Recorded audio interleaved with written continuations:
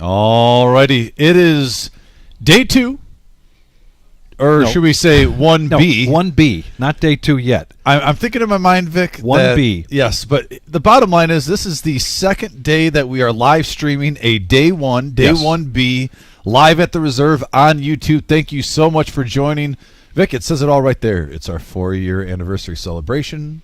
We have a $600 buy-in, $1 million guarantee. Yep. We like to say the minimum milli. The minimum milli, yeah. So welcome back, folks. Yeah, we are the Reserve in Toledo, Ohio, and man, the buzz is in the air. We're going to give you about 3 hours worth of poker play here, tournament poker play. We did that last night with 1A, and now tonight we're going to do that with 1B.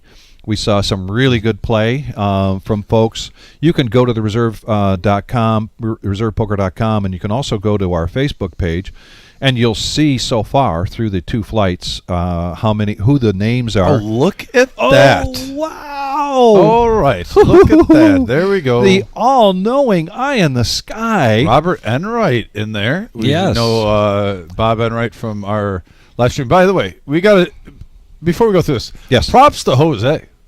Jose playing 2 day 1s. Yes. Over $1 million on both days. Yes. He double-bagged already after 2 flights. Yeah. And he's not done. And he's not done. He's out there right now. So, congrats to Jose. Also, want to touch base, too. Got to talk about yesterday, Vic. We couldn't have, if there was a script, that's what you would have scripted as. The last hand on day 1 with that big call. Yeah. To where was it Jeremy H. Yes. Just catapulted with that call of that bluff to get close to $1 million. That was just a send-off that we couldn't have asked for anything better. Yeah, and now he's sitting nicely with 1.7 million going into day 3, and I don't think he's done yet doing his day 1, so it's possible we'll see him on that double bag bonus list. We've already got 1 so far, and between the 2 flights, that means we've got 32 people going forward to day 3. Yeah. With to day 2, and so we still have a lot of poker action coming your way. And last night we got some really good participation on the chat. We've got some great comments. I think people really enjoyed it, being able to do this. So we're really looking forward. We're going to continue to do this every night, 3 hours every night. And now we're here fresh with the action. Wow, look at that hat, Coach, just rocking Ric Flair style with a little Southern twist. So last night we had Kat in here, and now her husband, Coach, with the cowboy hat on. There we go. Good luck to all the players. And is that Greg in seat 1, it looks like? Who we see on the live stream? That is Greg. One of our... Yeah, that is Greg. There we go.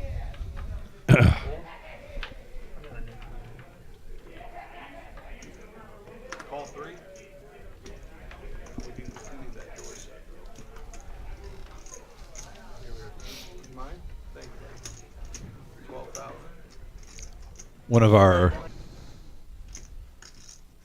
Yep, there we go. One of our 5-10 players that we see on here, Greg. DGen Greg. Yes, and for the plug, check out DGen Greg on Twitter. That is his handle. Yes. He's starting to do some poker content, so showing some love for Greg in seat 1. That is one of our favorite players that comes in this room. But yeah, here we go. Back to the action. Also, Boots. Boots. A.K.A. Chris. This is hand Boots. number 1 of tonight. Ben in the cutoff. Boots has a stack up to 149K. What's the main? Oh, wow. DGen Greg is already at 417. Wow. I mean, if you're at the end of the day, Vic, because the blinds go back down, the roughly 5, it's not official yet, but on average 510 or 4-8. 4 and 8,000 or 5 and 10,000. What a nice stack, even if you just go the day 2 with 400K. So here comes the raise now to 65,000, 45,000 for DGen Greg to call with a suited ace. And Ben got his king on the river here. There is a no, there's no flush draw out there. So just an ace for DGen, trying to make his decision here whether to call this. And here we go. Never a great spot when you're calling thinking, I'm probably chopping. When you have to put that phrase in your head, Vic, you're like, do I really want to call now? And he's going to keep him honest. He's going to call, and a nice pot there for Ben. 84,500 bonus or adding to his stack. We are the Reserve in Toledo, Ohio, and we're going to bring you about 3 hours tonight of poker action for day 1B, and there is a shot of the main room. And as we mentioned, every day now every day through Tuesday, there's a satellite in the morning, and every day now until next Saturday, until a week from now, there is a satellite at 7 p.m. The day ones kick off every day at 1 p.m. And the last 2 nights, we saw the day ones playing down to 16 players. And this is from last night, day 1B. We've got some good poker action here.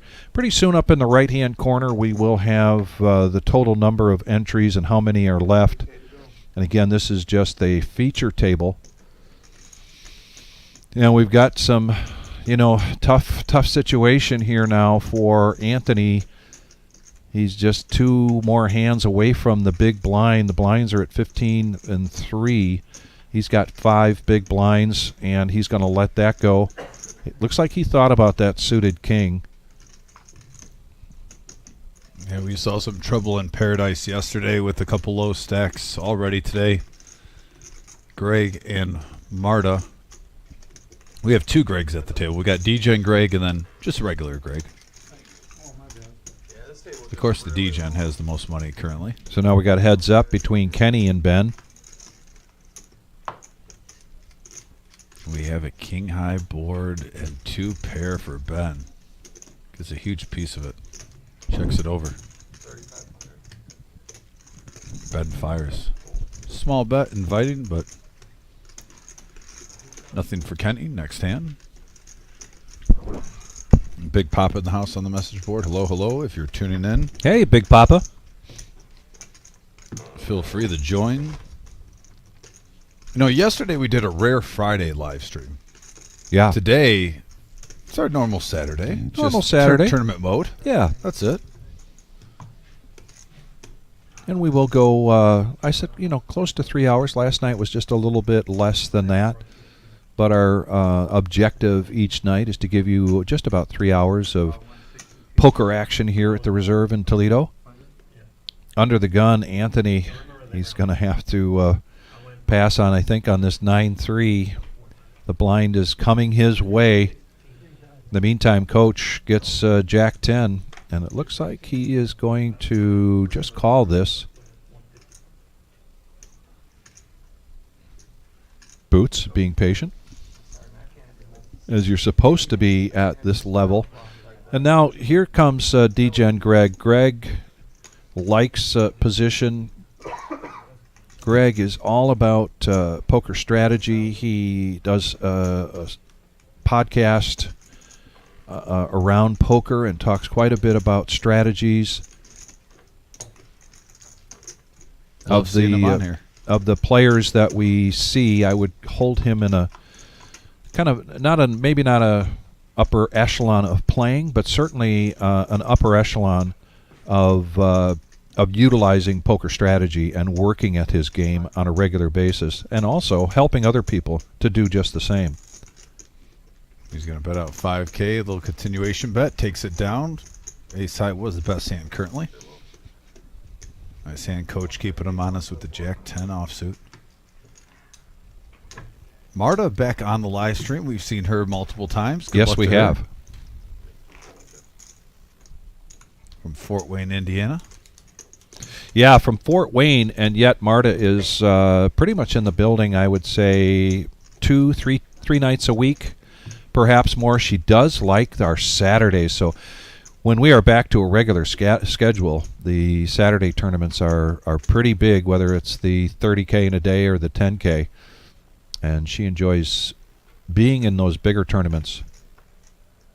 Coach now King Queen of Hearts under the gun. And this time he will raise it up. 10 grand. A little better than 3x.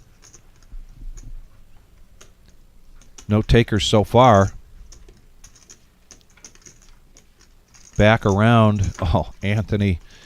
Yeah, I feel it, buddy. I kind of doing the same thing, looking down at 9 deuce when you're trying to get something going here for your final 12,000. Yeah, it can be frustrating. There it is, 62 players left out of 168. I know 1C that was going on today at least has 17 seats, possibly 18 because the break wasn't fully over when we started today, Vic. But a great turnout on a Saturday. I know the Final Four also is getting underway. Good luck to everyone in their brackets.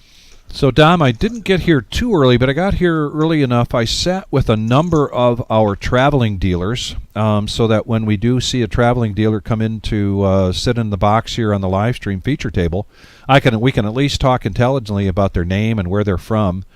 And, man, we drew from quite a crowd of traveling dealers, a lot of great experience with a number of them. And they're very happy to be here and be a part of this Millie.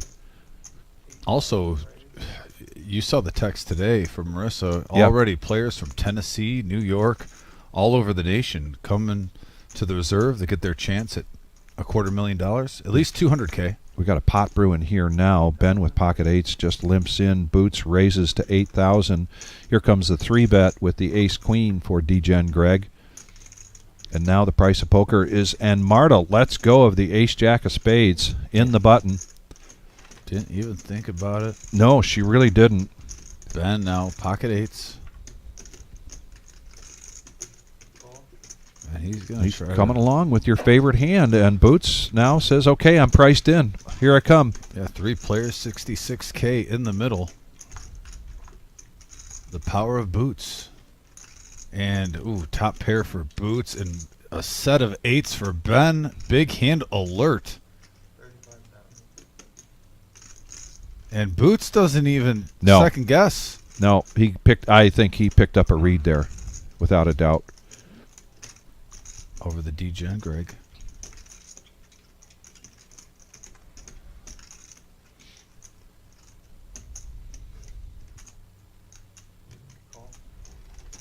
Looks like he's going to float ace high. Yeah, it could be trouble for him. No, it's a rag. So that really helps DGen Greg. Curious to see Ben's bet sizing. I mean, a flush draw did hit on the turn. Does he stay the course? There's 136 in there. Looks like he's, yeah, pretty inviting. 70, about half pot. Slightly over.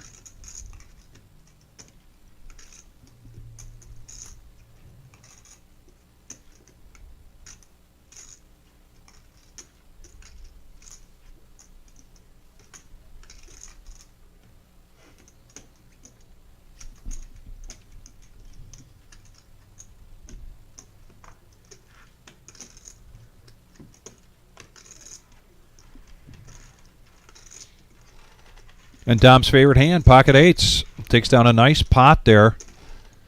Yeah, nice hand by Ben. We've seen a couple pots so far going that way. Vic, notice a trend that's a little bit different from what we've seen, especially on day ones on here. This is the second day in a row where we've seen the 2 big stacks go at each other early. Right now it's 2-0 Ben against DGen Greg. DGen Greg did have the chip lead when this first started, but Ben's won 2 nice-sized pots off him, over $500,000 in chips. Yesterday, we saw that with Jeremy and Shane. Yes. Often. And like we said, normally when we watch these, you see them try to pick on the lower stacks. There's a little bit less risk. But that has not been the case on back-to-back day ones, opening up this live stream on live at the reserve on YouTube. The most consecutive days bringing poker that we've had.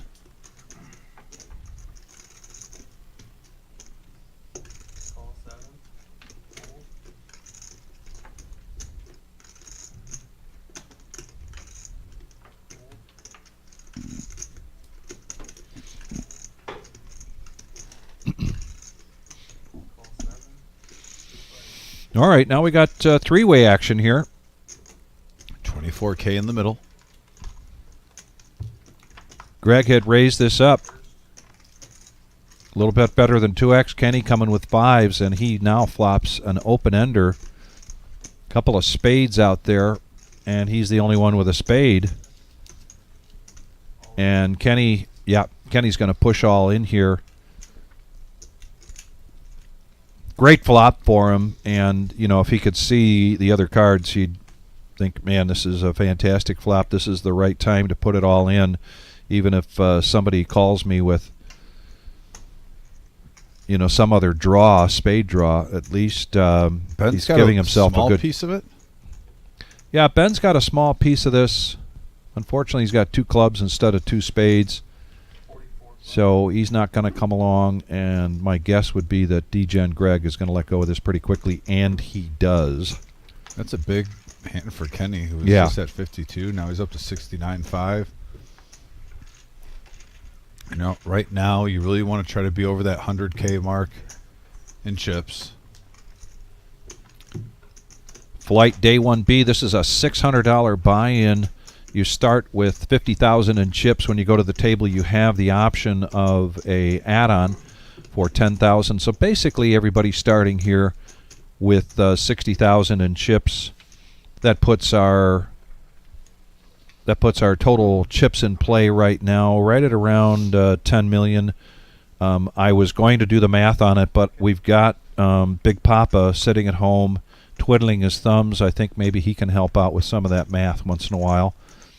I'd ask John Coffey, but, math and John Coffey, I'm not sure if that's a good winning combination.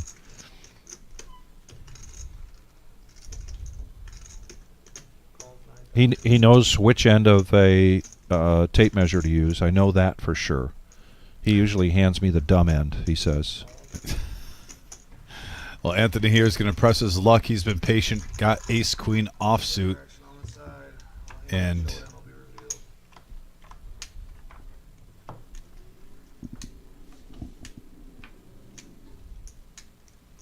going to get it all in there. And right now, he is behind Ben with 2 pair. Wow, he's ace-4 hitting a his 3 ace outer queen on is behind ace-queen. ace-4 right now. He needs some help. That's now he gets a couple more outs, but that did not do it. And Anthony came in here with the low stack, and he will have to plan on playing and fighting another day. And here comes Rodney, who just 2 days ago celebrated a birthday. Yeah, welcome to the table, sir. Looks like he's going to need a little help, though. He does look like he needs some birthday presents. Oh, I noticed when he Coming to walked this in, table. he kind of had the swag, Vic, like he wasn't super excited. He's Right. like, do I have to show this stack? Roddy, it can grow. A little water, a little fertilizer. So Rainathon, good question, but no. So our typical delay is 15 minutes. We are doing these special 3-hour snippets every night to give everybody a feel of what's going on with the tournament, with the Millie. When we get to day 2, which is a week from tomorrow, that will be live with the exception of a 15-minute delay. And then when we get to day 3, which is Monday the 14th, that also will be live. Sometimes we will do our big day 3s with a little bit more than a 15, maybe sometimes a 20-minute delay because of certain scheduling. But those will be on the day 2 and day 3. Good question. Thank you for asking. Appreciate that. Now blinds over 15-3. Kenny just min clicks it up with king-queen. Early on, coach with the suited king-9 of hearts is going to say, let's see a flop. Went around the table. Not a whole lot to see here. D-Gen Greg, though, is in for a discount. There it is, halfway there. Why not complete it? And we got 3-handed now going to the flop. Hand number 8, 21,000 in the middle.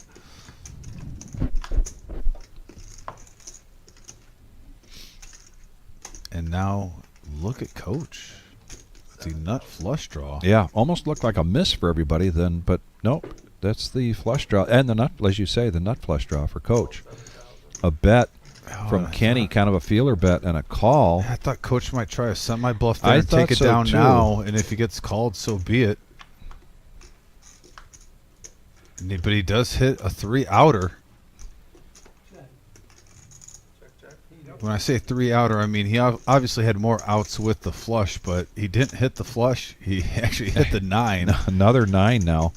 Jeez, oh Pete's. And he is going to want to bet this. He's down to his last 40,000, but just puts out 15, and Kenny folds. And he shows it. So a much-needed pot there for Coach. We saw Mrs. Coach last night, Cat. Or should I call Coach Mr. Cat? I'm not sure. We'll just roll with it. All right. You're going to lead. I'm going to follow. Well, all right. We'll just go with that. And look at the bottom of the screen. We have to do a shout-out here for George. George Rodriguez having substantial surgery about 5 weeks ago, and now he's back at it. We could not be happier for him and Marissa. Just fantastic to see him here. Great job. And he's looking great. And I talked to him, and he says he's feeling great. I know. I dealt to him today. He was rocking and rolling at the table. Had some chips in front of him. Hamza, the starting stack is $50,000. You get to do a $10,000 add-on with a dealer appreciation of $10. So basically, everybody's starting these day ones with $60,000. And I'm going to do the math. I thought maybe Big Papa would help me out. Here we go, three-handed. 9 high board. So far, mid pair for Boots. Is all alone. Everyone else with the whiff. Me and Rodney, if he wants to get real frisky here and try to do a bluff with the gut shot, no, he checks.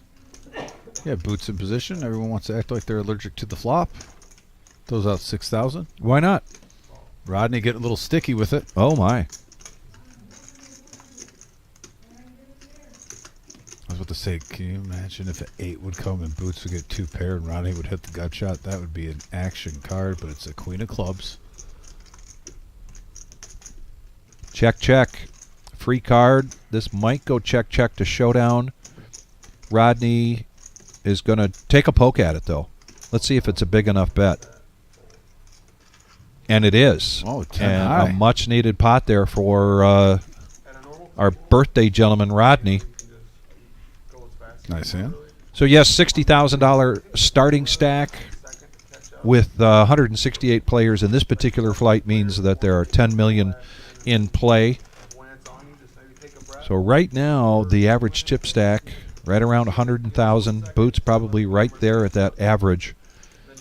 And if you're below that, and we talked about this yesterday a little bit, or at least I brought up, when you're, and I say this because this is what I've done in the past, but if you're, say you're sitting there at like Kenny's situation at 55.5, and you're above 10, you're close to 10, 12 big blinds, somewhere in there, and you really don't want to put the panic button too close to your hand yet, just because if all you're thinking about is, man, look, I've got half of the average stack. You don't necessarily want to get hung up on that.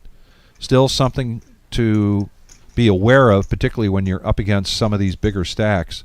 This is a feature table. So Ben here at this feature table is our chip leader, but there are a room full of people out there. Could very well be there or above. Kenny now, queen 6 suited. TJ and Greg made it inviting, just 7,000. And come on in, the water's warm.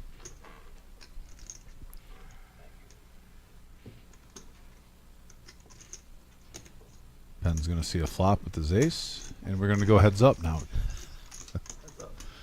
The two big chip leaders at this feature table, again, going at it.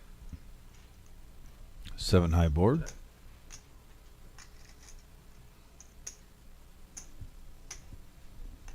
Check over the T-Gen. C-bet.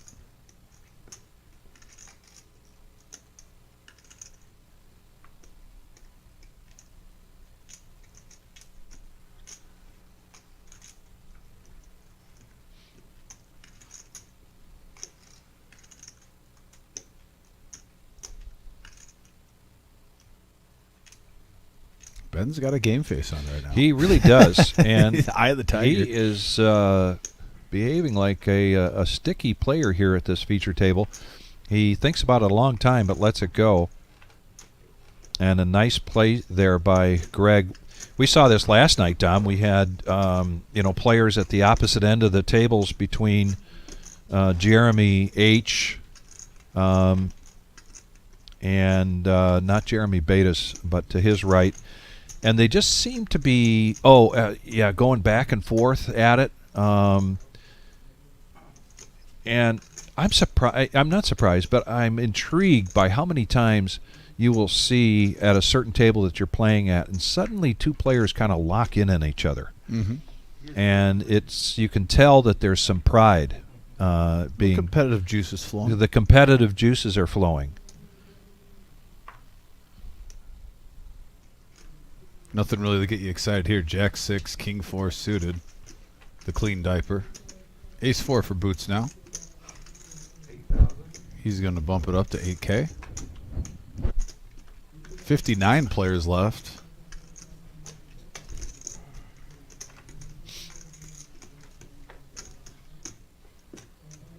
Marta has been very quiet here. She's going to protect her big blind with King 8 of hearts against Boots. Oh, wow. What a flop there for Marta. Still behind, but not by much. Boots was the pre-flop aggressor. Marta... Oh, she did bet. Okay, that said that she checked. But she did bet. Little semi-bluff. And Boots just had nothing going there with that flop. Wisely gets out of the way quickly.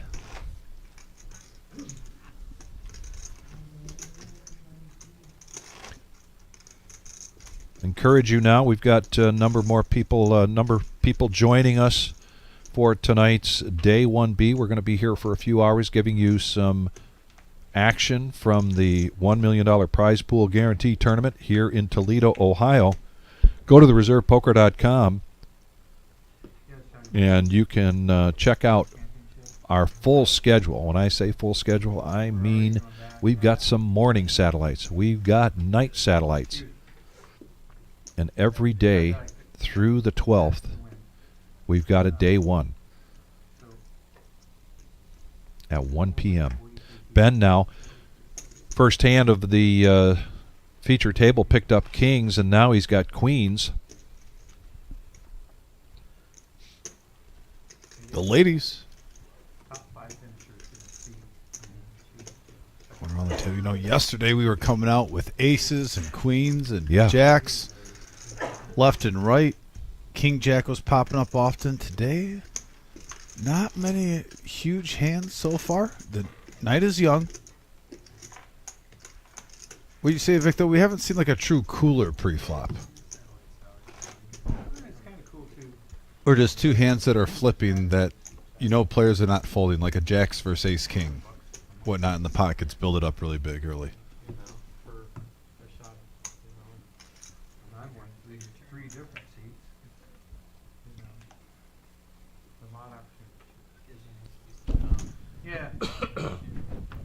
Keep in mind these are 30-minute levels. So this does give, we're still at 15, 3, and 15.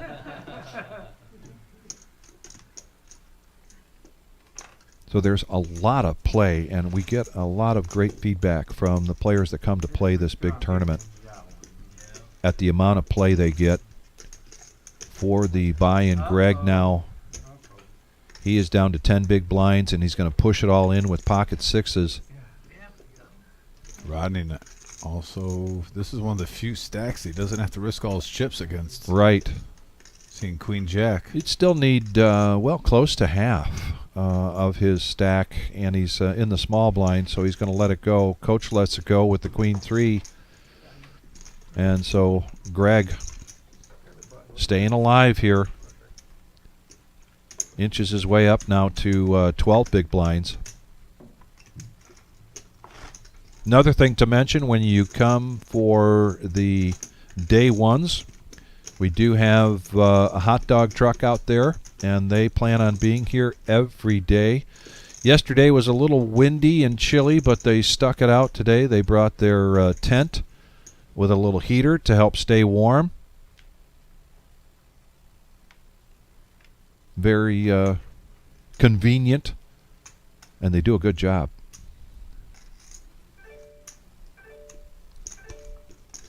Guys, next hand, the blinds will be up.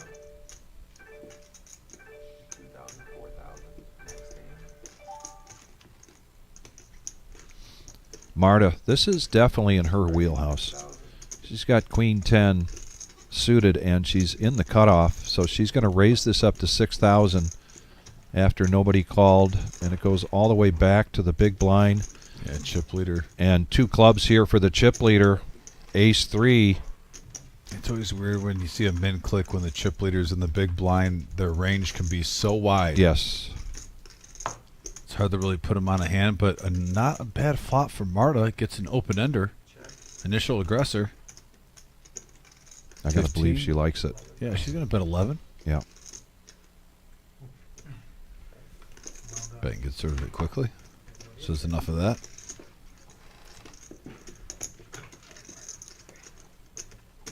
$2K, $4K now. $2K ante.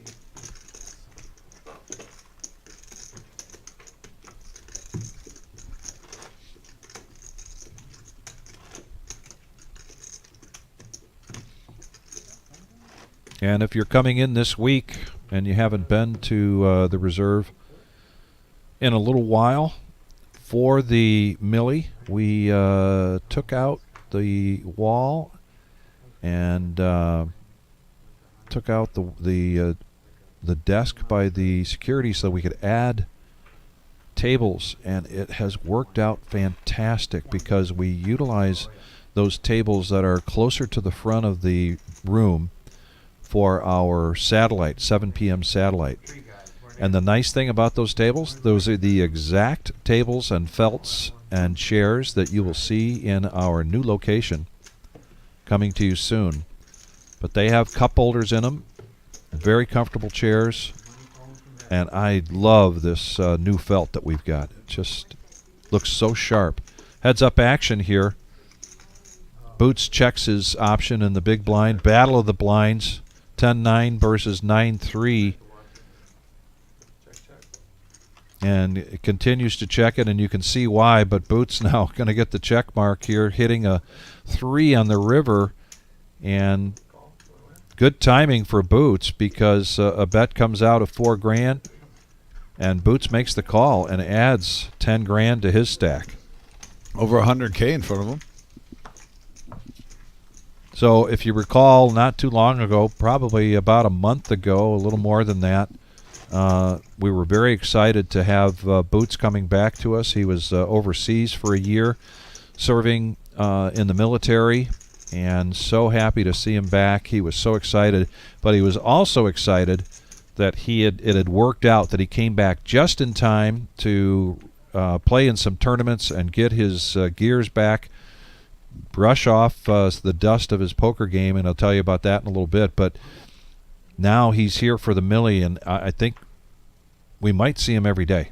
I hope so. Yeah. I mean, and I wish good luck to him. I would be very happy if we see Boots get a nice payday on either day 2 or 3. A little deep run.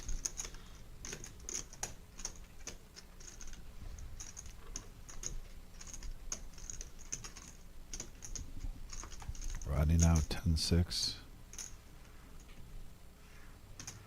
And the blinds have gone up. 2,000, 4,000, and 2,000 for the ante. If Rodney can get up to 150K, he's definitely a wild card. Yeah. With this layout of this table, he mixes it up switches styles periodically. So this is an interesting move on Ben's part with Queen 9 on the button. He just calls there. He's got a chip leader here, but he decides to call. And now he's faced with a raise from D-Gen Greg and needs 14 to make the call. This is, there's a good chance he made that call and said, here's the range of which I'm going to call. Here's the amount that I think I can handle with this in position. Mm-hmm. This is a game of chess. You want to be one step ahead, and both players miss this, but D-Gen Greg is in the lead by virtue of his king. Usually advantage goes to the pre-flop aggressor. 20,000. Particularly when an ace hits the board. You make that continuation bet, and your opponent doesn't have an ace. Pretty much a formula for taking down a pot. In this case, a gain of 22,000 for D-Gen Greg. But I talking to Boots when he first got back, and heard some stories that he had from overseas. But the commissary that they had would do a poker night every Monday night, and it's a military base, so there's no gambling. You just enter the tournament, no limit hold'em tournament, and it was of course past the deal. Remember those days? And then there would be things donated from the commissary for first or second place or something like that. And so Boots said he played every single week, but it really didn't help his game because the level of play there were a lot of people that thought, well, this is something to do on a Monday night and to pass the time, and they really didn't know the game at all. So he was so excited to be able to get back a few weeks early before the Millie so he could actually play some what he considered to be real poker. Get back in poker shape. Get back in poker Make shape. sure your reads are still on. Yeah. You're not two years behind the times, Different bet sizes, strategies get implemented.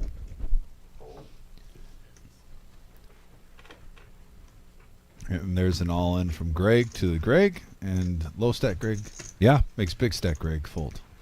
Good timing there on the big blind. And a good move, too. One thing, even though he just took down the small blind, what I like about Greg's shove there is it sends a little message, too. He might get a free pass next time it comes around. If he's still here, don't limp in on the small blind. I'm low stack. If I got anything, I'm going to let it rip. Maybe you get a walk with like a 10-3. You never know.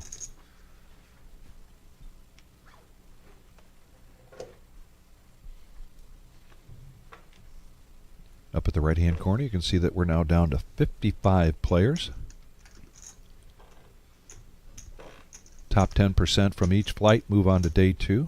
So we'll be playing this down to 17 players.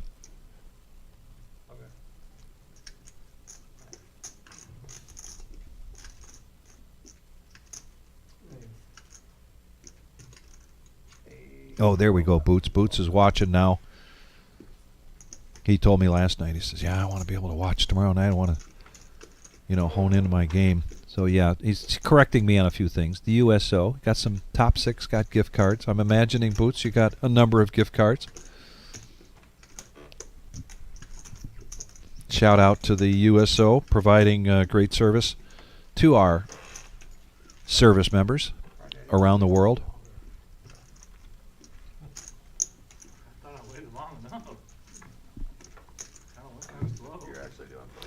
Yes, Brian, it is Millie time. There's another, I like that. It's Millie time. Oh, Millie time, yeah, I'll go with that. Millie time. Like Miller time. Exactly. Do you remember Miller, too, who took down, we had a saddle, that tournament for a main event seat? Miller time, oh, took yes. it down? Yeah. I'm sure we'll see him here probably later this week. I would think so.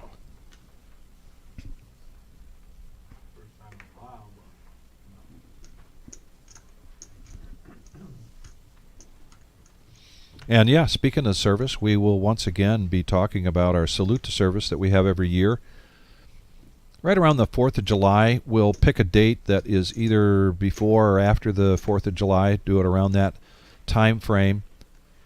and that's typically a $10,000 prize pool guarantee tournament, and it is free to all active and retired service members.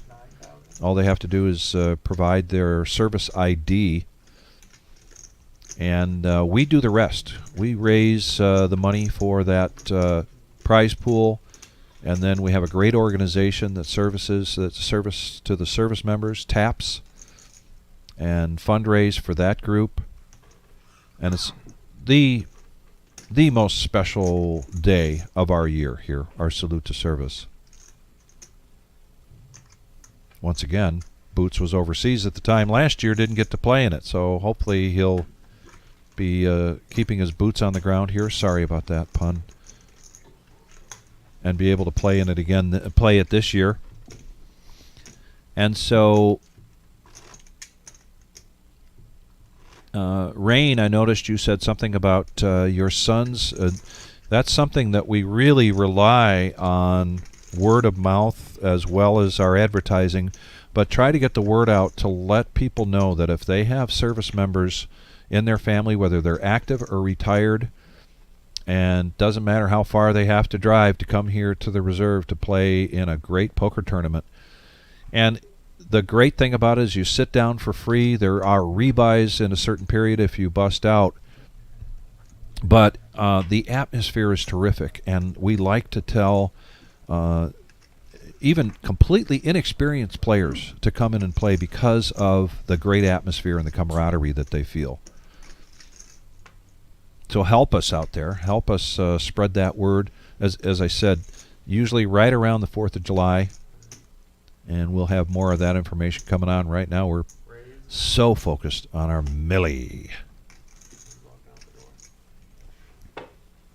Greg continues to be the pre-flop aggressor when he can, when he wants to. Definitely is not coming in for the minimum. He's not limping in. If he's coming in, he's going to come in with a raise, this time a little better than 2x with ace-3.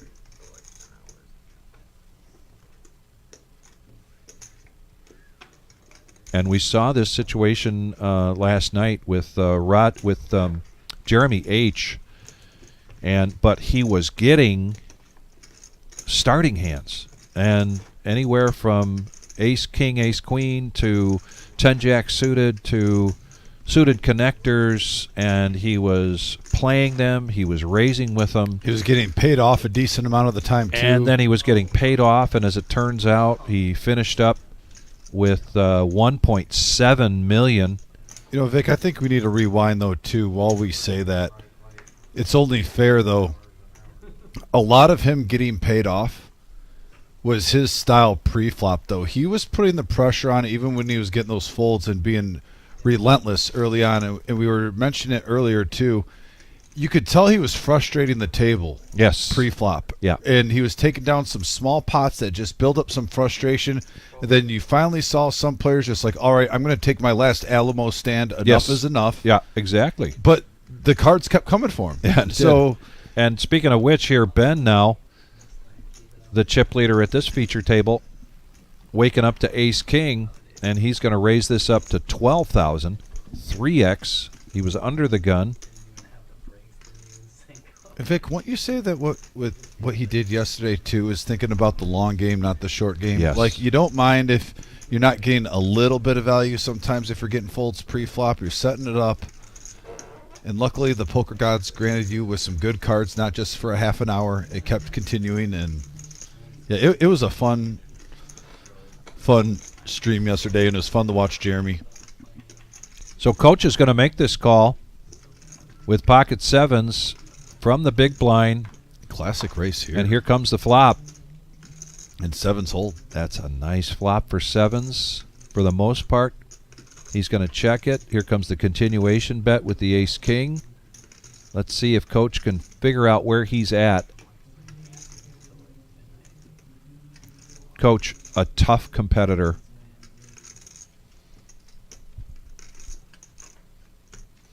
Just like we saw Cat last night. They don't have the same game, though, but we saw Cat just refusing to go down, to go out.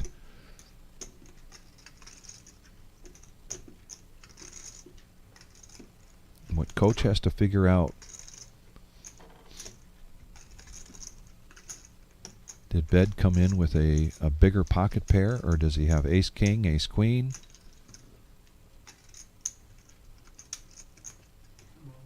All in. And he's going to push all in. All of it.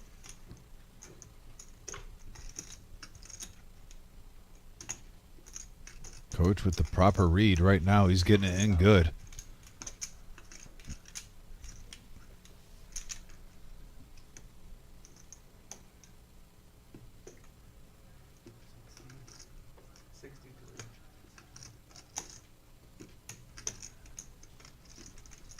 Ben doesn't look too thrilled. And he makes the call anyway. So he's going to try to chase him down. Let's see it. We see two of his outs already in the muck from other players folding their hand pre-flop. He has 4 outs. Can Coach survive this and get a double up? He will be up to 154 if the 7s hold. And now the flush draw comes in for Ben. And it's a whiff. And Coach survives, doubles up. Profit 79,000, Vic. Up to 154. The power of the cowboy hat. Yes. Nice hand, Coach. And when I talk about being a fierce competitor, there is, I believe, still in the books in the state of Michigan for the fastest pin, I believe, in high school wrestling. And a formidable wrestler in high school and college, and then went on to coach for many years, which is how he got the handle Coach. But still a record out there. I want to say, I'll have to talk to Coach or talk to Kat and get my information right, but I want to say it was something like an 18-second pin or 12-second pin or something like that. Oh, he was a beast. Yeah. Tough competitor. But what a sweetheart. Nice guy.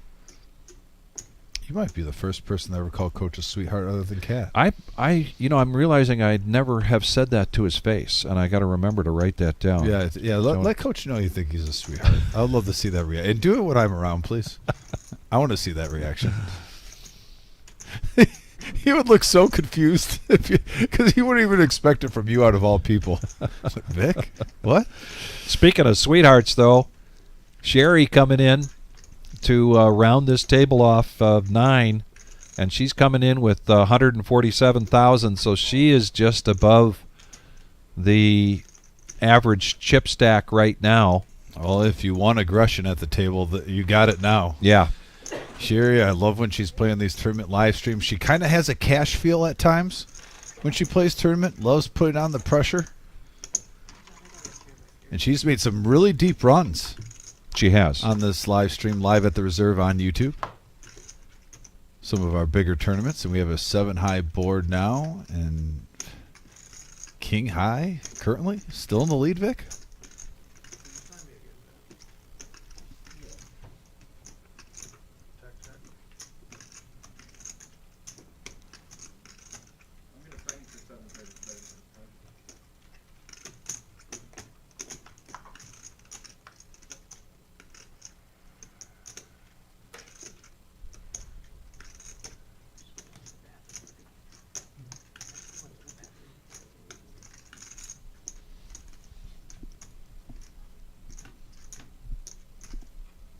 So Ben, with the chip stack to make things happen,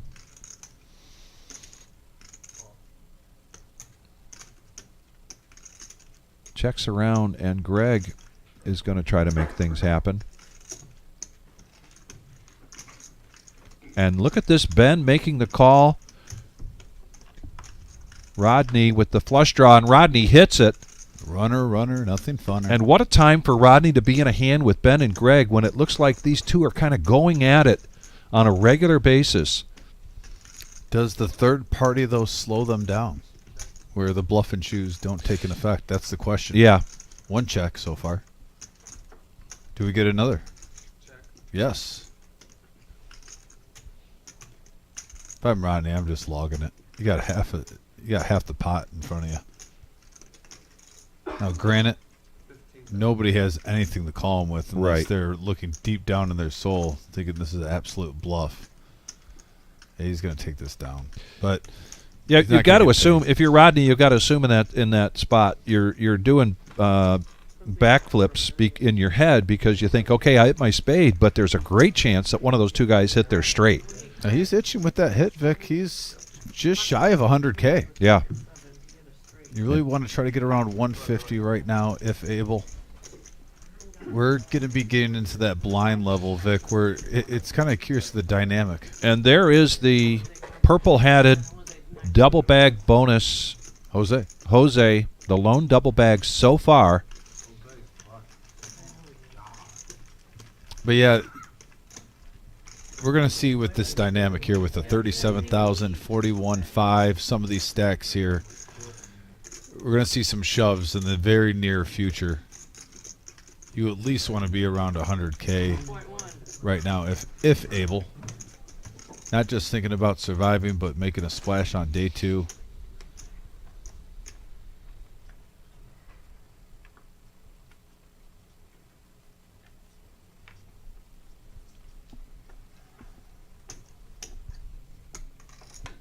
And those of you just joining us, I see we've got some more viewers coming in. We got a dealer change. Young Patrick coming into the box.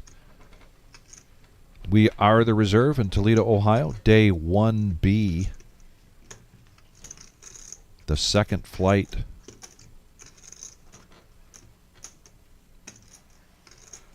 Playing down to the top 10%. That top 10% will move on to the day 2, which is Sunday, April 13th.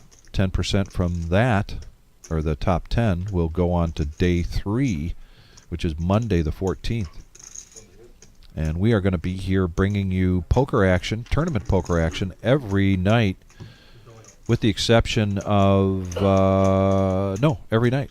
From now through Saturday, next Saturday, for a few hours, giving everybody a little bit of a taste, giving everybody a chance to call their friends, their neighbors, and their cousins and say, hey, I'm going to be on the live stream.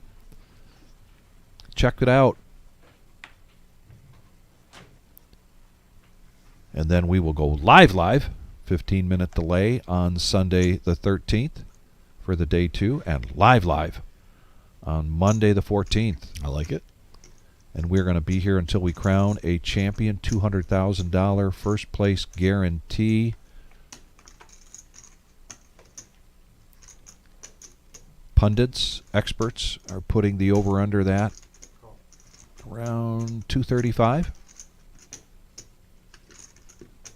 Okay. I like it. Sherry, she likes these We are definitely on pace to smashing the guarantee. mid-level suited connectors, 9-8 of clubs, so she does raise it up. She shows her affection for that hand with a raise to 11,000. The blinds are at 2, 4, and 2.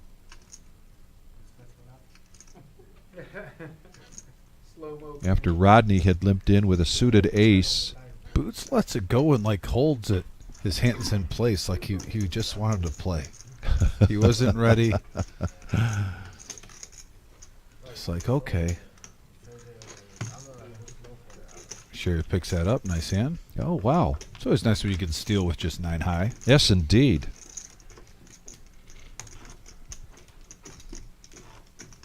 We're down to 50 players, 5 away from breaking another table.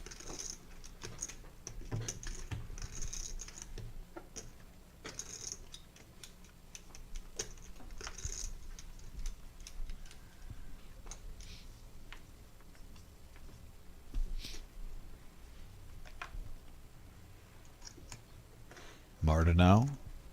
Ace Jack offsuit. Yep, double check. Make sure it's there. Oh, but ladies for Rodney.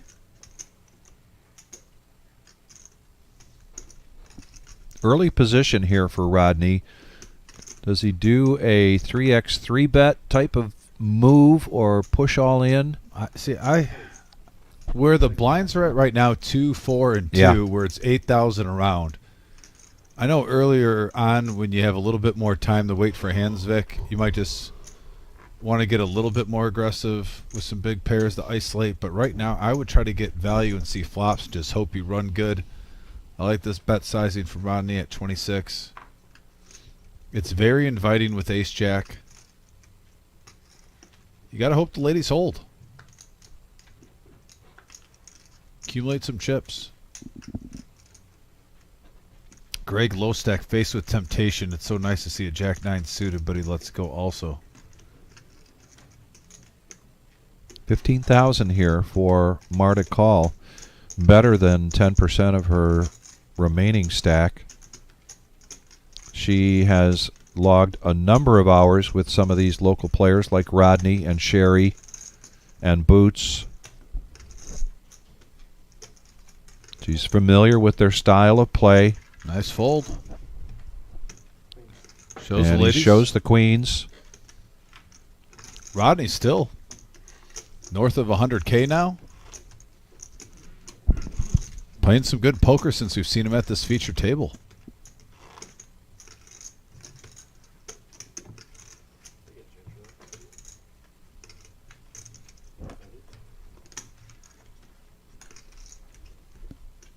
JPC joining us and Kiwi Colleen. Kenneth doing a shout out to Sherry.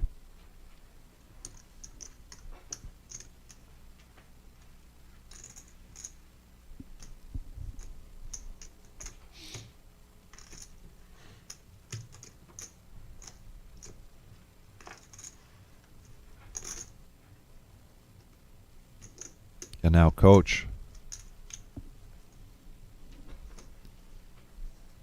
Oh, Suited two- ace, ace back to 10, back. and right behind him, Ben with a suited ace. Yeah, suited aces galore here. 12,000. Coach bumping it up to 12,000.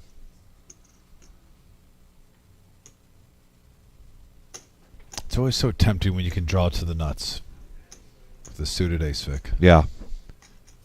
Oh, DJ and Greg waking up with hooks. 40,000. Grace. 40,000. 40,000 to go.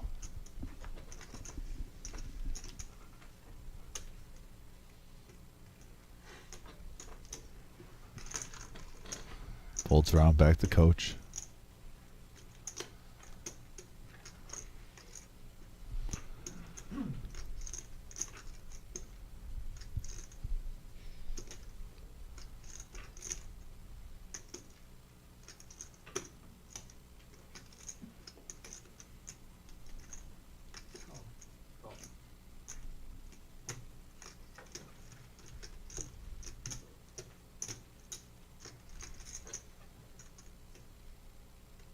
So there's the call from Coach and Ben.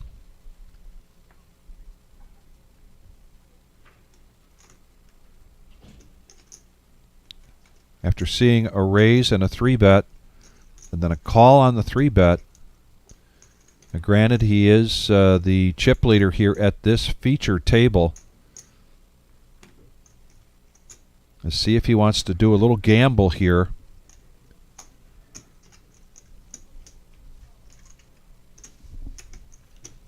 And he is going to make the call. So this pot is humongous. 126K in the middle, hand number 26. And top set Wow. for DJ and Greg. It's a rainbow board here, Dom. 126,000 in the pot. You've got position. Does he slow play and Do act you like slow? it's Yeah, ace that's. king? Do you slow play this? Do you just check it? 5,000. I don't know. I mean, you got the chip leader though in this hand, and it's multi-way. You don't want a gut shot or an open ender to see a free look. I mean, we could see that that's not the case, but you don't know that. I mean, right now, even if he takes this down, it's a nice size pot. He bets 25, opens the door where if someone's a non-believer, they can put in a bluff.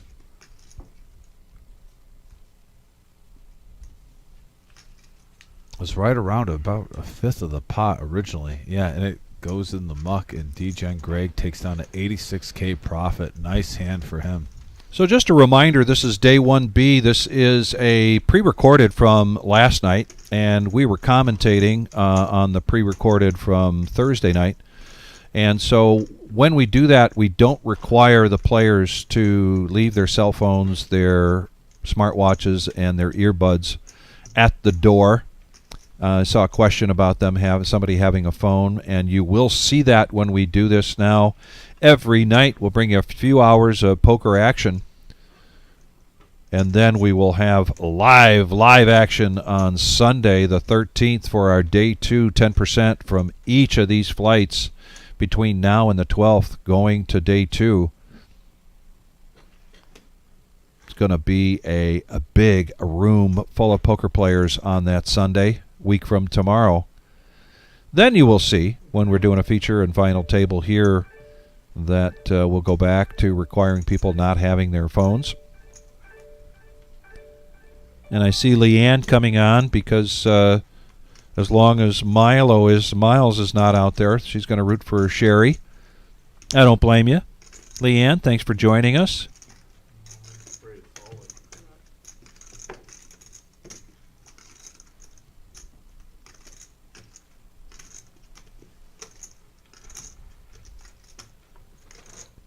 Rodney, I don't know if you were listening earlier, but I gave you a shout out for your birthday, even though it's now, 2-3 days ago?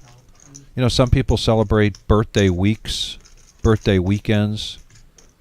They try to stretch it out as much as possible. Greg's going to go in here with ace-5 of diamonds with his remaining 31,000.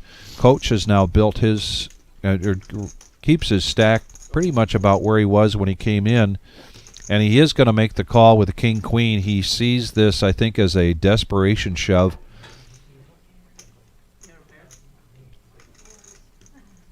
And now we're pretty much almost a coin Yeah, I was toss. about to say, this is a classic flip, Vic. Oh, diamonds, too, for the ace-high. Some blockers. Throw in a gut shot. Why not? Ace-high holds for Greg. And it holds up.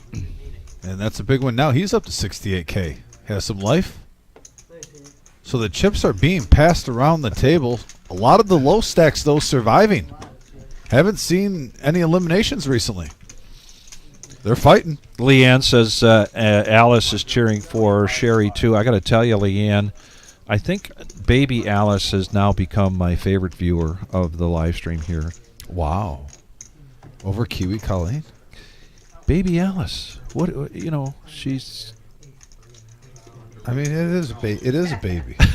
Babies are cute. I think Kiwi Colleen can even, give up the top spot for if someone's that young, being dedicated to the live stream. Yes. In infant years. Yeah. Okay. I'll give you a pass on that. Speaking of Sherry, 10-9 under the gun, but she's going to let it go. Coach just took a hit there. Now he falls below 100,000. He's at 79 boots with pocket sixes. And he has seen his stack diminish since he came to this feature table. See if he can do something to build it back up again. Average chip stack now somewhere around 220,000, I believe. You didn't have anything? No, what you? Oh. And the blinds have gone up. 2,500, 5,000. Rodney needs 15,000 to protect the big blind. 9-8. Don't blame him. So Boots adds 10 grand to his stack. You're almost wondering these middle stacks. You got Rodney at 100K roughly. Marta, Boots. Which one is going to try to skyrocket and get a little aggressive, trying to hit that 250,000 mark in chips? You know it's coming, Vic, with the blinds. Yeah. It's destiny. Coach now with a little 5-3 suited. Ben right behind him with ace-10 suited. We've seen that hand pop up quite a decent amount so far today on this live stream.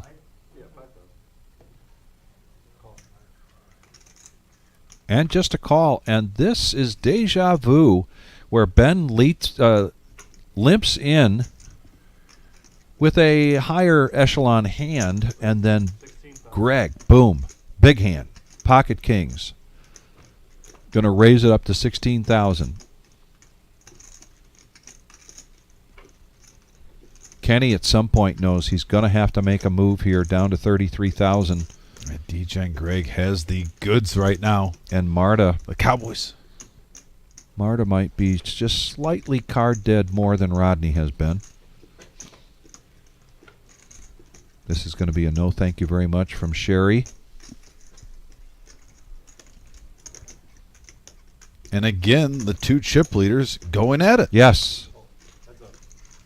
More so than what we saw last night. Couple of ladies.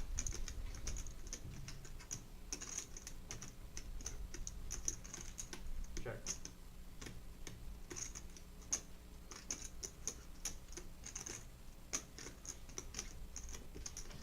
That's 7,000. And just a tiny bet. Like, literally. Yes. 7,000. Let's get a reaction out of you. Right. Let's get some information. Raise 20,000. Or he's setting a trap here. Ben Trying to make it represent. look to Ben like he's weak. Ben comes over the top. Makes it 20K. Greg with the quick call. Going to the turn. Still clean for DJ and Greg. Check. And Ben checks this. Interesting that he would raise and then check on the turn. I think he might be giving DJ and Greg a little more information than he intends with that check.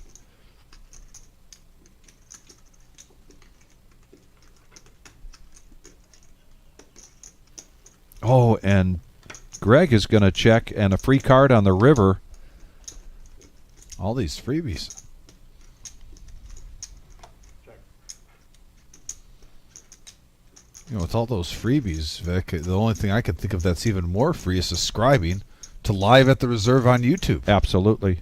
And what makes it so convenient is when you hit the bell, then you get notifications that says, hey. You don't even have to do any work. No. 90,000. And a this much kind of bet grabs a stack, puts it out there, and bets 90,000. And I think Greg is doing a great bet sizing right now, thinking with two pair on the board, if he's floating ace high, he might think that I'm trying to push him off a chop. Let's see if this works. Chess, not checkers, Vic. Love this bet sizing of 90K.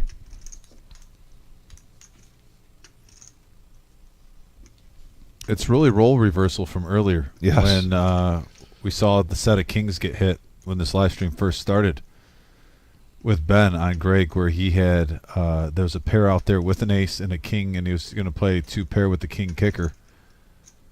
Ben got aggressive with him, putting D-Gen in the situation where he had to call a big bet for most likely just a chop. And I'll tell you what, Ben does not take the bait, though. Let's go. DJ and Greg still profits 46K, adds to a stack back up to 431,500. Regains the chip lead at the table. So had a little adversity early on, recovered, full steam ahead.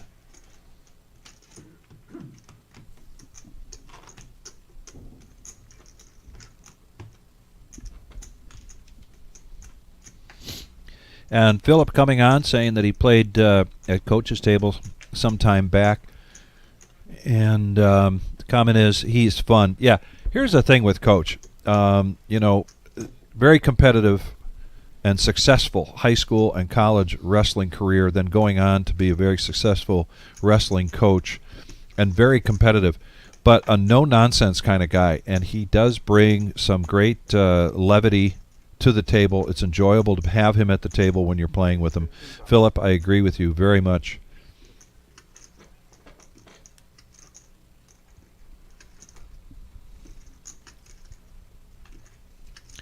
And a nemesis limp in here from Ben after losing that last pot to Greg. Greg now raises it up to 15,000. These two continue to duke it out. The rest of the table just kind of watching, like heads going back and forth at a tennis match.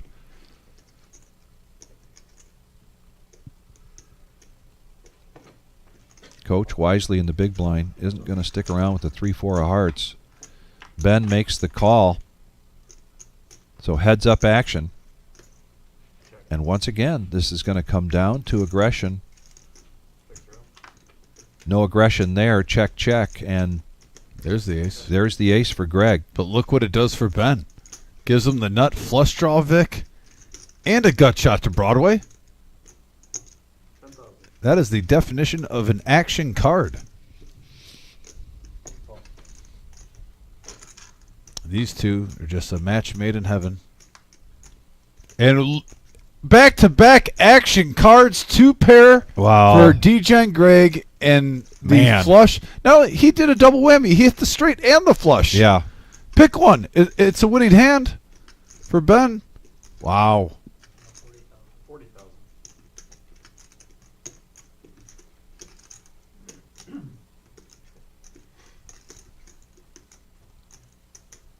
Ben has to be loving life right now. Unbelievable. You can't tell. He's got a serious, like I'm reading a book face on, but there's the Raise Bad up to News 100. Bears for DJ and Greg. And can Greg get away from the 2-pair here? Just $60K more. There's a lot in there.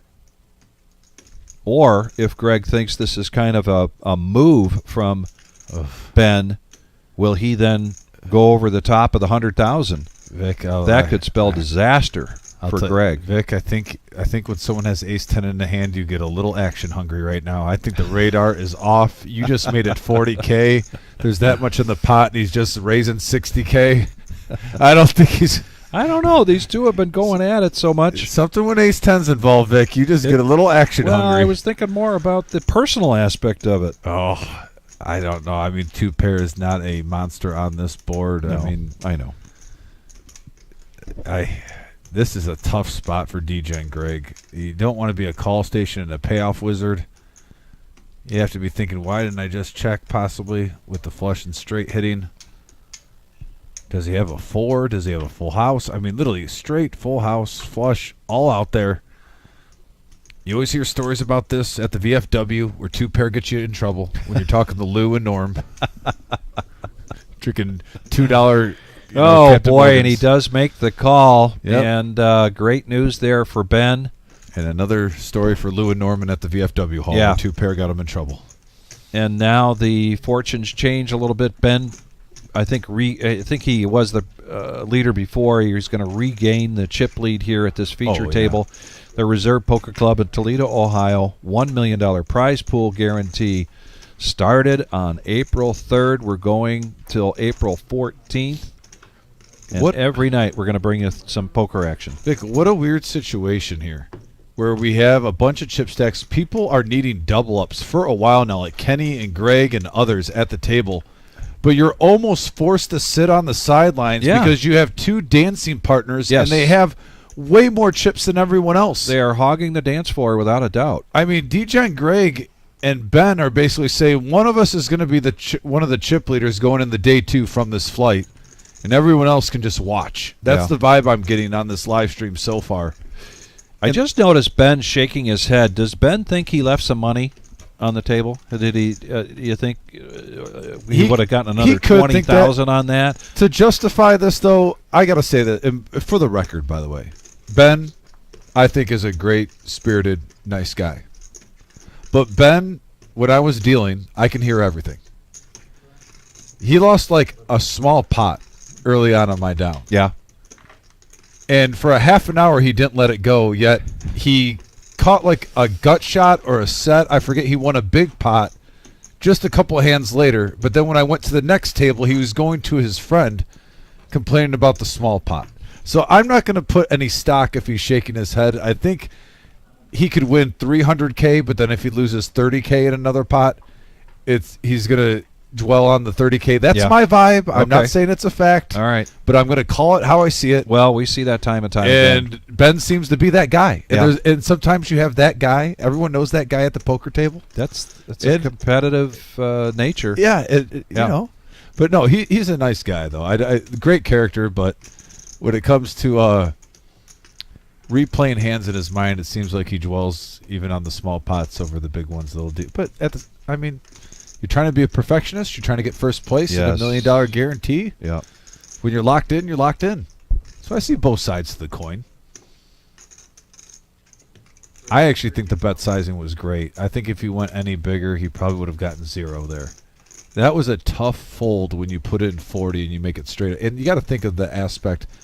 Would I be happy before I see any action? When I see that turn card I make in my hand, would I be happy with the 100K? No matter how do I get it, doesn't matter. Right. But if I get 100K on this card, on this street, would I be happy? And I think the answer for everyone in that situation should be yes. Sherry's going to raise with an ace here. She's been pretty quiet. I think she was getting a little antsy to play a hand. And that's going to go right into Ben with a king-8 who makes the call. And Boots is going to 3-bet his ace-queen. And she is giving Boots the glare. The look. The look of, hey, I wanted to see a flop, buddy. Thanks a lot. Yeah, don't look directly in her eyes. Stay away, Boots. It'll haunt you.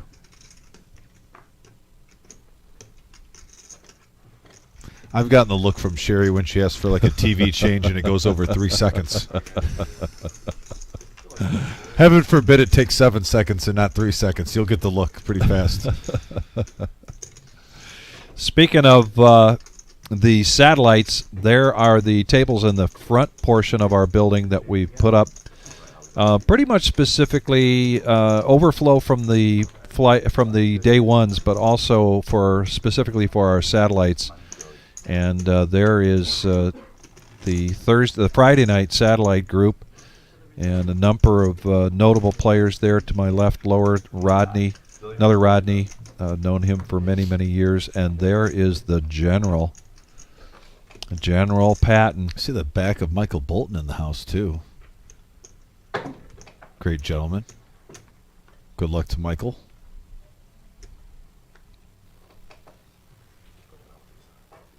Yeah, talk about having an enjoyable player at the table. Mike Bolton, he's very enjoyable to have at the Action. table. And action, yes. He has quite a passion for the game. Sherry now ace-9. And the cutoff +1. Oh, Leanne says Alice just saw her dad out on the main floor. Nice. She's just going to limp in. Coach now, does he want to put on a squeeze? No. Boots getting a good price with 6-5. Why not? Water's Yeah. warm. We got 3-handed now going to the flop, Vic. 17-5 in the middle, ace-high flop, and it's all Sherry right now. Check. 11-5.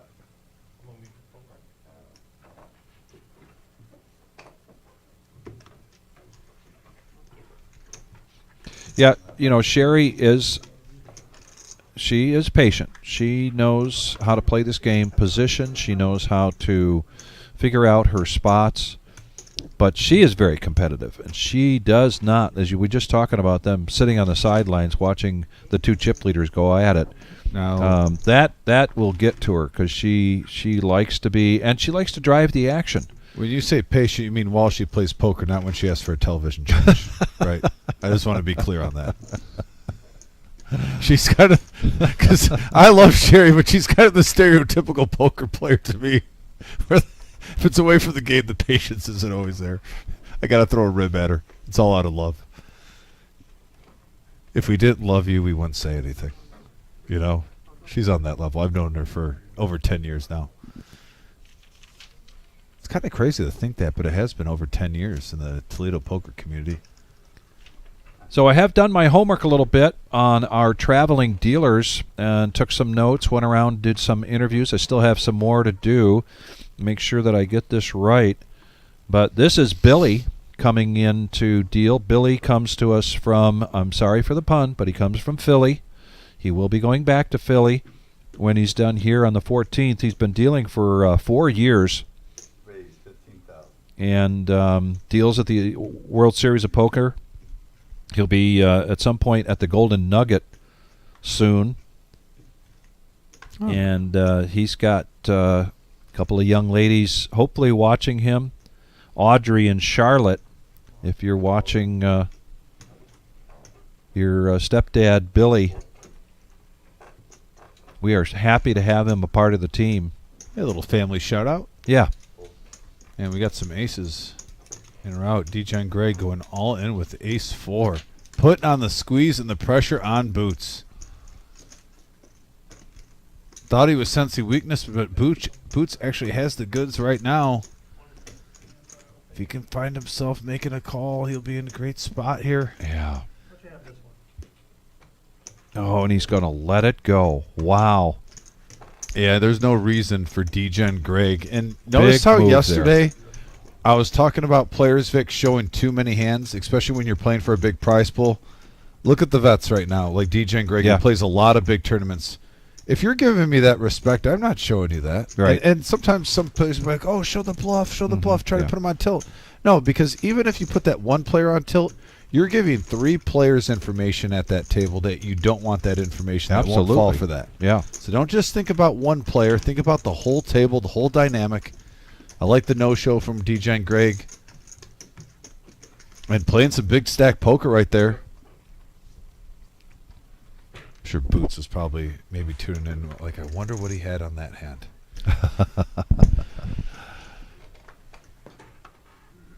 Well, he's able to see it now. Yeah. And he just might be out there. He was out there earlier on the chat.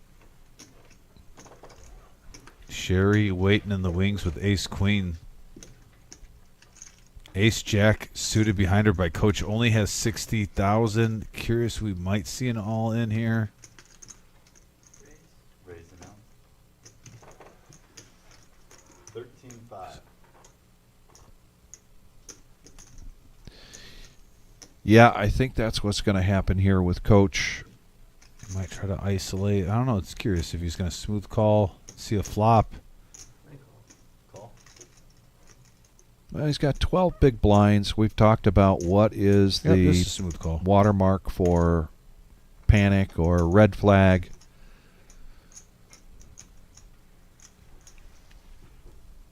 He has an opportunity here to make this call and potentially take down a big pot. Yeah, Boots gets out of the way with ace rag. Nice fold.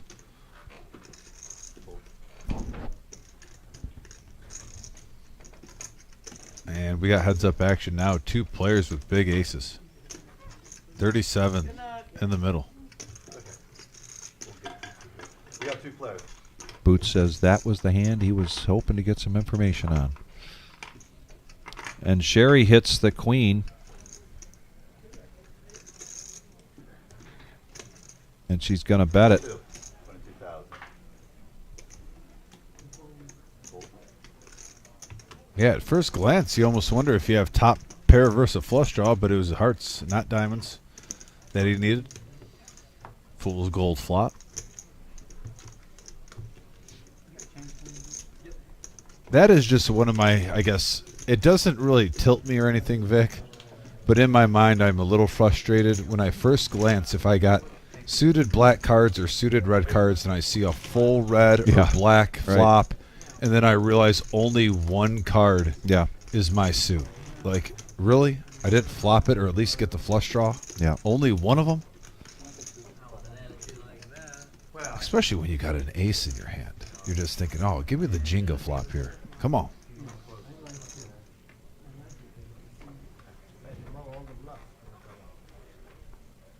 Sherry's been getting some aces tonight so far at this feature table. Ace 9 again. She got it just a few minutes ago. It's maybe 10, 15 minutes ago. Took down that pot.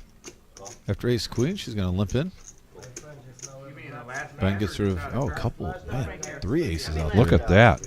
One goes in the muck. Boots is going to raise this up to 15K.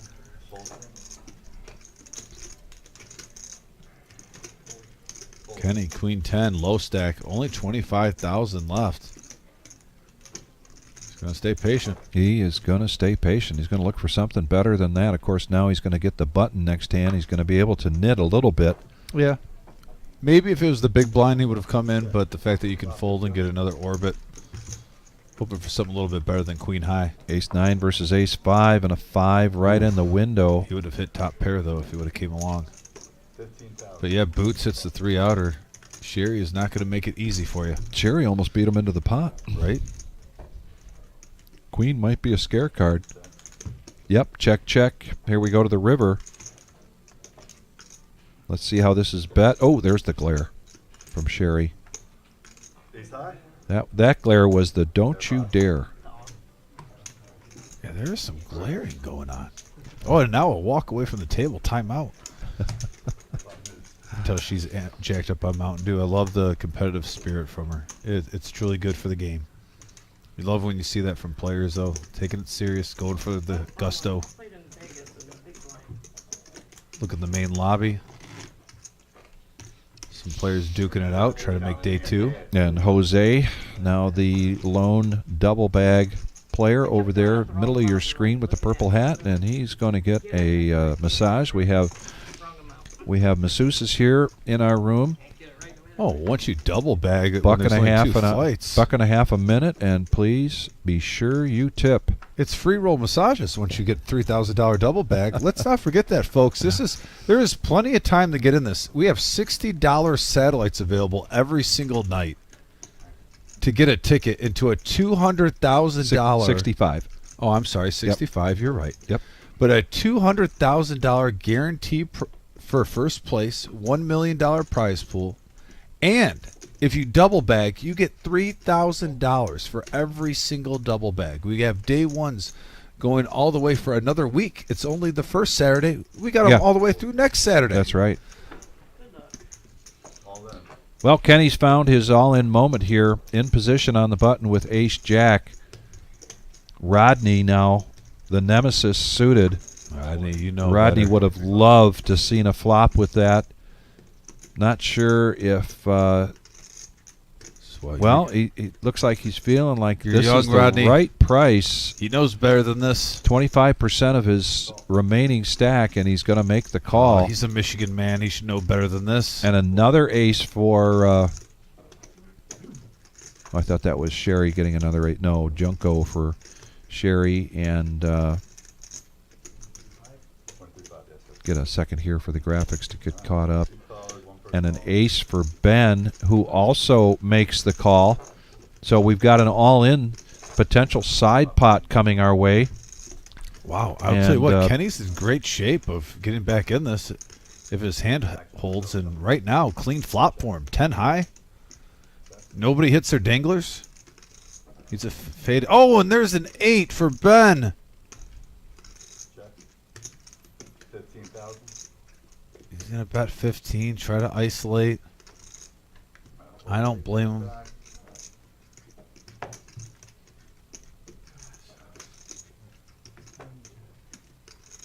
Kenny now, flight 1B, life at stake. He needs a jack and a jack only, and it doesn't come. Nice hand. Ben, over $500,000 in chips. The rich get richer. Put him on. Smaller hand. All right, we got a couple seats. Thank you, guys. Best of luck, Good luck, sir. everybody.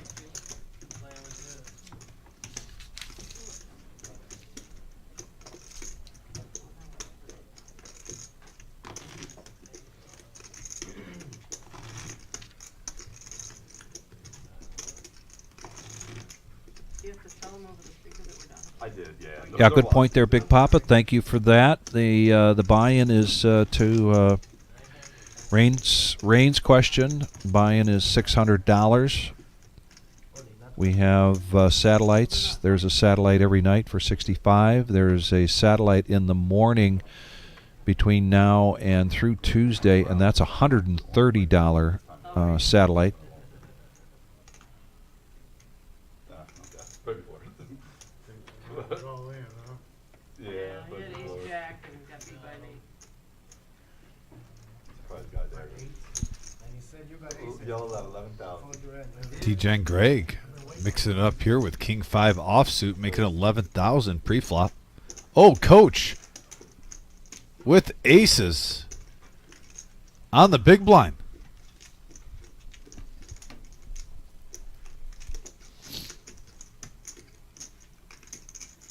let it rip. Or is he going to go for like a min click here?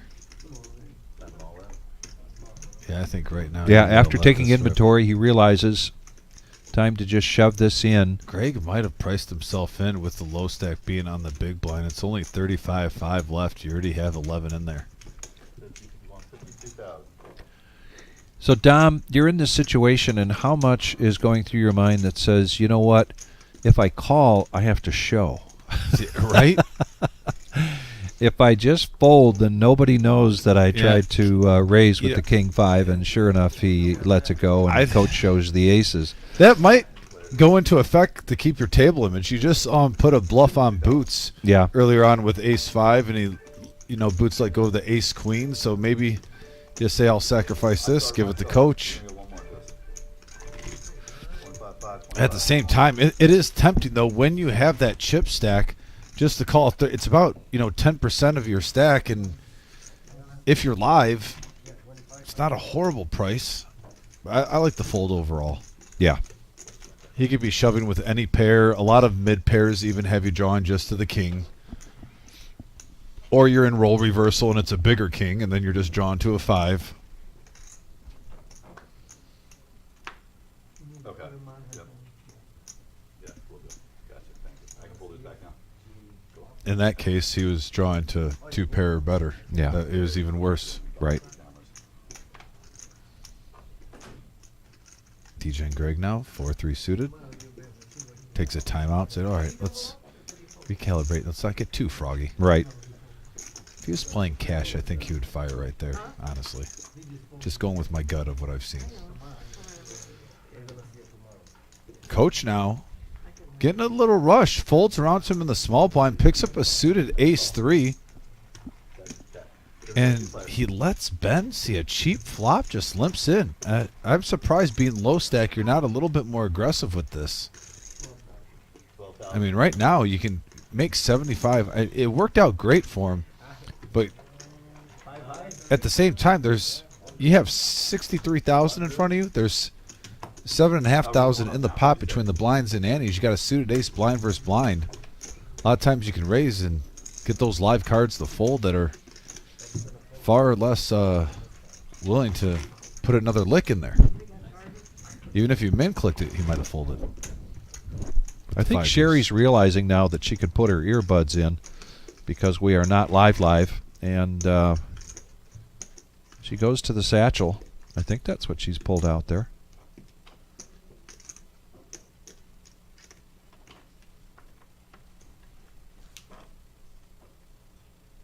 Should I give this lady a courtesy to get back?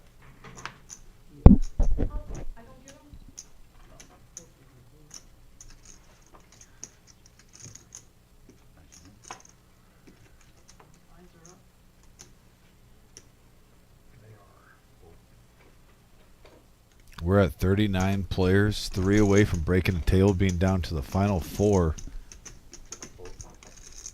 of this day 1B. Call? Call.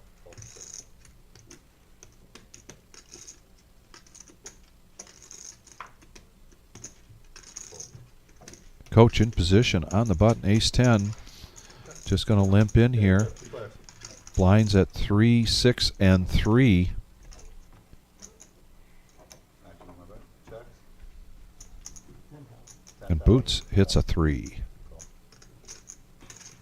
Checks. Coach bets. Checks. Checks. And the board pairs with the king. And now Boots gets counterfeited on the river. 2 pair ace, kings and 4s with an ace.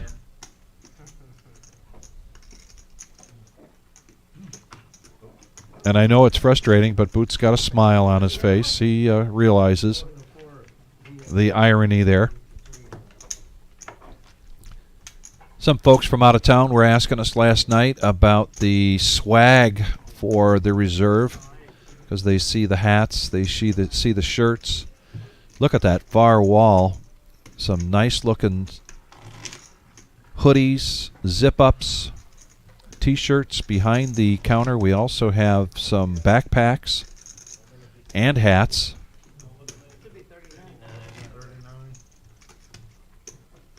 it's only like 16 or Alpha had a 17. club with it. 17? Available when you come in.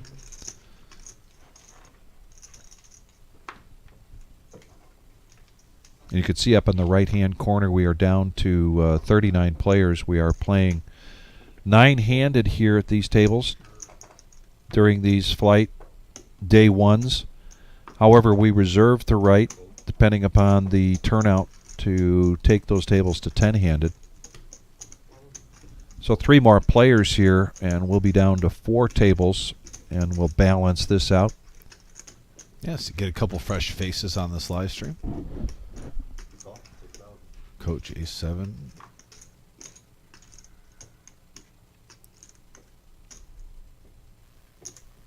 And a couple of limps back to back. Everyone's trying to get a discounted price. Boots says, man, 10-5 offsuit, really? DJ and Greg almost checking, thinking, what is going on right now? Something smells fishy. Everyone has a 7 seeing this flop. It's a couple of 8s with a 4, and really Ben with the gut shot. I was going to say has probably the best hand that tried to do a semi-bluff, but Coach with ace high thinks he's best, and he's right. Ben with the gut shot. Probably putting Coach on just betting an ace there. The 3 doesn't change anything. They go check, check, and now the 5 hits, and Ben hits that straight. And this is just an example of where Coach pre-flop could have taken down another pot probably if he would have raised. I'm not saying this do it at every position of the table, but he's been blind versus blind, and now he's in the cutoff with the whole table folding them, and he's had an ace in his hand when you're low stack. And now he just lost what he made with the blind versus blind when he limped. He limped in here with ace 7. They said you don't do this at every position of the table, and sometimes with your chip stacks you don't do it every time. But when you're low stack, you got to take some risks and take down some dead money when the dead money's there. And he would have, if he would have made a pretty nice size raise, it would have been fold, bring in the chips. Instead he lost.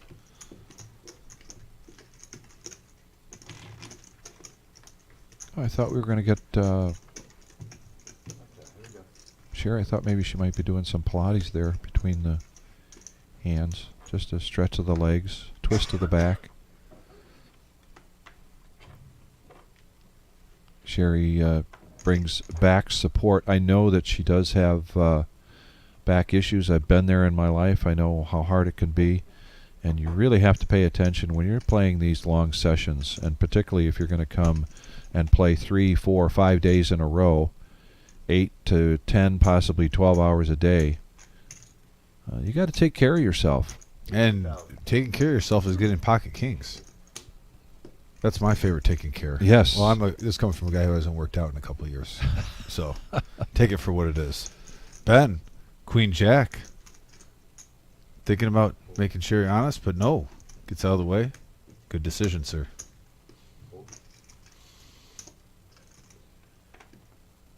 TJ and Greg.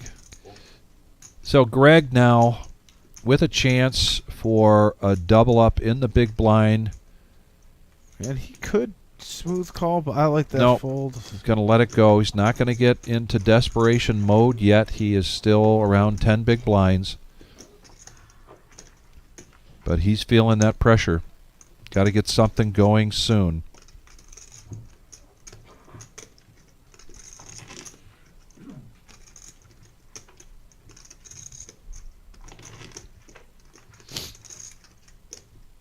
Yeah, Brian, you're right. Sometimes the cards can help with the ills. Okay, here we go. You're on the way to the poker tournament.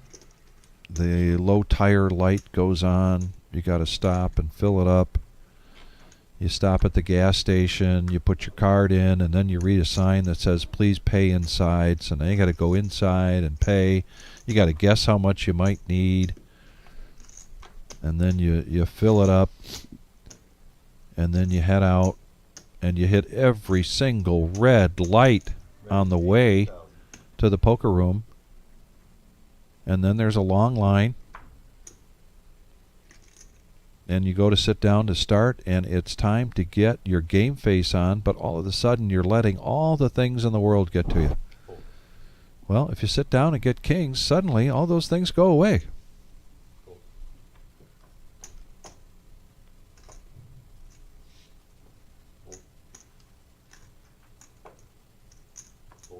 And right behind the king, she gets a king-queen, raises it up, so now she is going to take down 2 pots in a row. Talking about feeling better.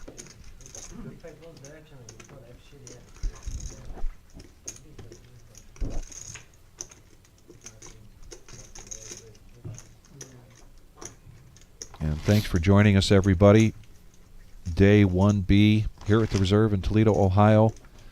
Pre-recorded. One of the nice things about that is that when we get to the 10-minute break at the end of 3, 6, and 3, we're just going to condense it down to about 18 seconds. So don't go anywhere. We've got poker action here for a few hours tonight and a few hours every night during the Millie. We appreciate your viewership and your participation.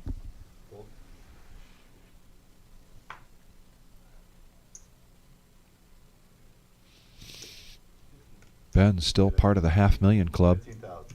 Suited ace. He's going to bump this up. Yes, sir. 2.5x, 15,000 right into, and oh my goodness, are we seeing this over and over again between Ben and D-Gen Greg, and now Greg with ace queen of spades. He has seen a raise, and Greg coming in, and now he's going to push all in. Easy decision here for Sherry. Ben asking for the count. 44. 44. And the action is not closed here. So this is going to be an interesting scenario where if Ben just calls, Greg then might put the squeeze on with the kings. And Ben gets out of the way. Call. And there is a quick call there from Greg.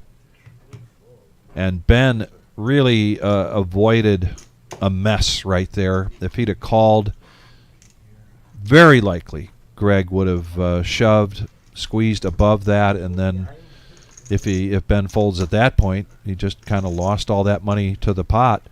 And right now Greg needs an ace. No, now he gets more outs, and he catches up and hits his flush. Wow. Coming from way behind after the flop to now a close to a triple up here for Greg. Oh, not quite. I didn't want to, if it's only me and everything, because I know he's going to do crazy and he's right, and then it's tough to call the ace 5. Connecticut in the house. I know what happened after, so that is what it was. From the southern headquarters in Treasure Island.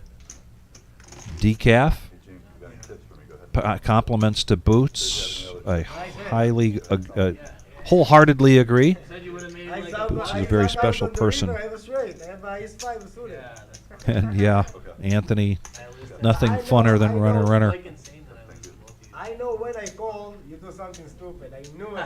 And Brian, this is a replay from yesterday. We're bringing you 3 hours of poker action every night from the previous flight. So this is day 1B.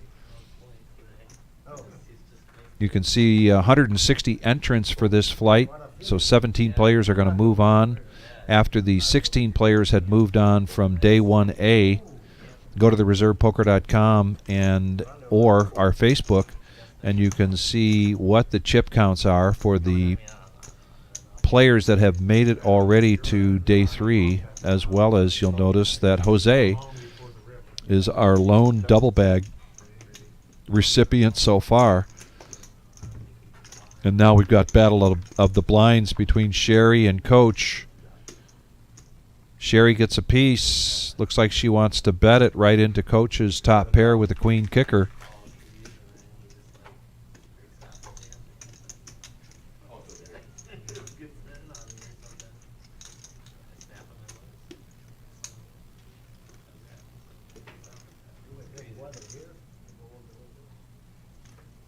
Coach playing a little possum here, pretending like he didn't like that, and now comes out with a raise. And, yep, Sherry's not going to chase that. Way to play that top pair, Coach, and take down that pot. Come on in, Mike.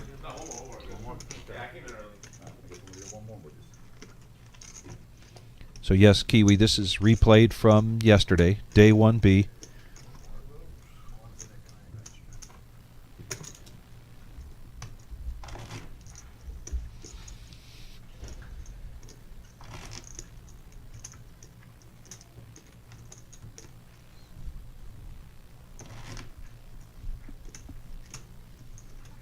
I did the shout out at the beginning of this down for Billy, one of the traveling dealers here from Philadelphia.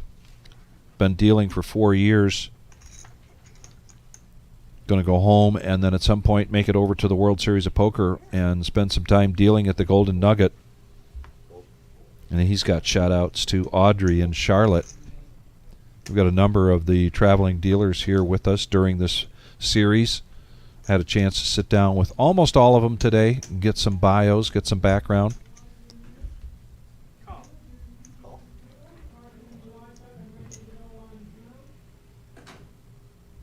Mike, thanks for joining us. Appreciate it. With a shot, Mike saying hello to Diamond Dom. I'm still not used to that one. And here we go, three-handed to this flop, brought to you by Billy.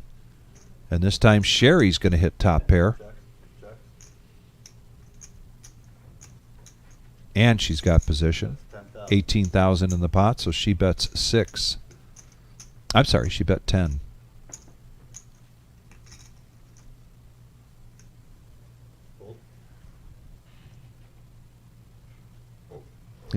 And Ben gives I know. That's why it's Sherry the little fake pump there. Button's gonna move. Next dealer is on their way only in. this can't beat me. Only this can't beat my Huh? I have 9 points. I'm big blind. The cameras want us to do it this way. Oh, from the right to left. Or just the first 3 back. And then turn over left. James is Yeah, gonna talk over to you. here. Oh, He's okay. gonna walk you through everything. So you, Thanks very much, thank everybody. you. Good luck. The flop goes here, and then the turn and the river. Understood. Yeah. Because that's how we Michael. see it on the camera. Best of luck, everybody. Thank you, sir. Billy from Philly, right? That's right. Oh, you're good, though. Billy Boom Billy. Lots of commotion here at the reserve. How many? Understood. How are you guys doing today? Good, how are you? Doing well. We're still here. That's right. Every day That's above ground is a great good news. day. Let's Yeah, go. we're still in the tournament, too. That's what I meant. Yeah, that's what he said. 36. 36 people. 36 players 20 more, I think. left in today's flight. So we should be seeing Ready to go. a player coming over here shortly Spot, to dude. balance this out. Maybe 2 players. What do we got there? 7. Yes. Spot, dude. Over here. Chip. Pot, pot. Playing 9-handed. Okay, all right. Rodney, no thanks, with the moose. Sherry now in the cutoff with 10-9. Definitely in her range. Yeah, they're watching.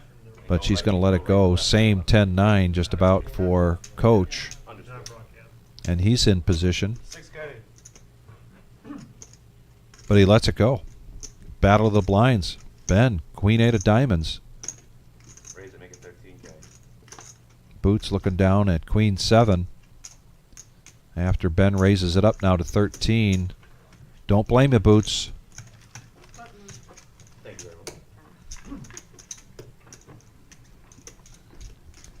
Queen 7 is one of those hands. It's like a dream killer. You get a piece of the flop and suddenly you're committed. You haven't done that.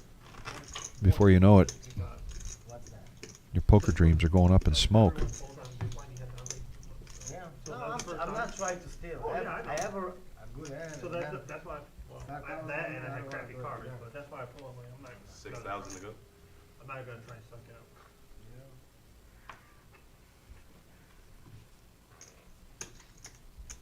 Been different if you kept raising every single time. Nah, I'm You know not what I trying. mean? Well, give a lot of action. And, good plan.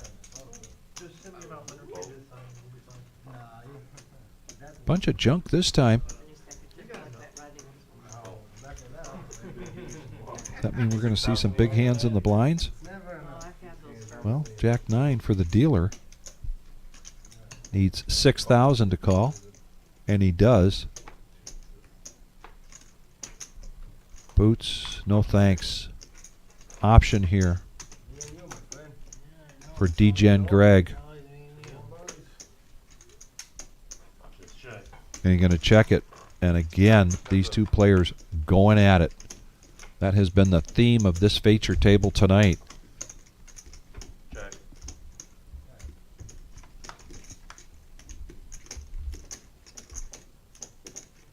Check.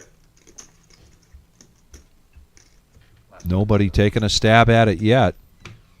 And Ben's going to get the check mark by virtue of his 9. Bet. 10K.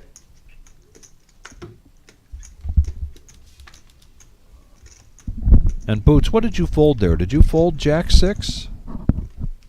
Not that you want to play that in the small blind against these two players, but Does I know you had Jack a- 6 have a name? I know he had a. Got Jackson 5 with Jack 8. Yeah. Or Jack 5. I mean. Yeah, I don't know. I don't think so. I could Google that real quick. You're just getting back. I had to step out momentarily. Want to say hi to Mike, too. No. Mike, thanks. Mike V, thanks for tuning in. I mean, I watch a lot of live streams, so yeah, no worries. 6K to go. Chris D in the house. First time. That's 6K. From Connecticut, Also, of course. First time. Me Yeah. too. How are you, man? Me too. I'm Mike, by the way, everybody. I'm like, Nice to meet Well, you. J6. Pretty straightforward. where you from? Yeah, no cool nicknames. For No them. other nicknames are commonly used for this hand. Of course. Born and raised in Connecticut. The man. Coach with the suited nemesis. Early, early out of fit. Yeah, the women. I mean, they win a lot. Coach definitely has a different style of play when the blinds get bigger, though. If you noticed on here, a lot of people don't like limping when the blinds get big. At least, a min click to try to get the riffraff out. He likes to see flops cheap as possible so far on this live stream tonight. All right, guys, I got 4 contestants. Rodney looking for some help here. Now he is below 10 big blinds, unfortunately. Top 2 for Greg. Nothing for Greg, and you're right. I mean, nothing for Rodney, but Greg, who was pretty close to life support not too long ago, now getting a little bit of breathing room. It looks like we just went to 36 players too, so man, nice. Gonna be getting some fresh faces on here. I'm always curious, Vic, what stacks are gonna get brought to the feature table? Yes, right. How is the dynamic of this live stream gonna change in just in a few moments? It's gonna become reality. Are there gonna be low stacks, or we're gonna see a big stack of like 500K come in? Appreciate that. Anybody want to break a 5? Please. Appreciate it. Look at you can make change now. Yeah, no kidding. It's a good thing to be able to do for sure. Yes, it is.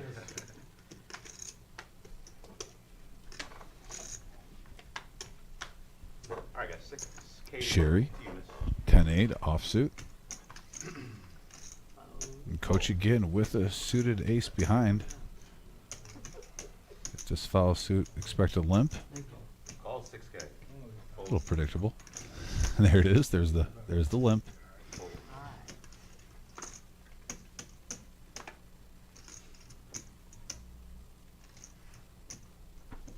Apparently you have to do this with your cards. Call 6.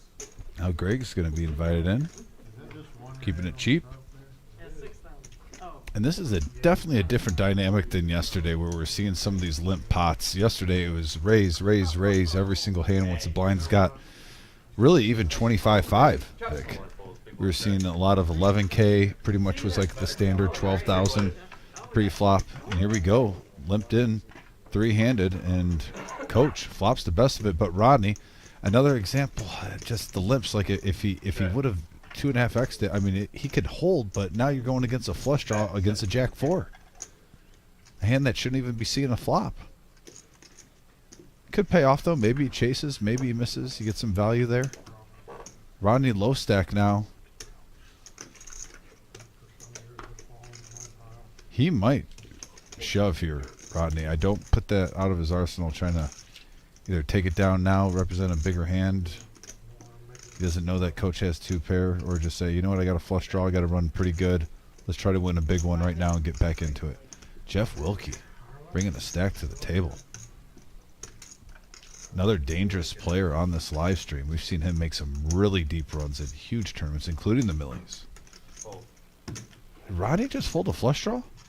I believe he did. Really? Yeah. That one is surprising right there. I know. Especially You with could see the look on his face. With Got a 47K. little bit of buyer's remorse there with that fold. Toledo Toyota, you ask a good question. When we are moving one player to balance a table out, say we're going, one table has 9 players and another table has 7. We're going to go to that table with 9 players and we're going to go to the next big blind.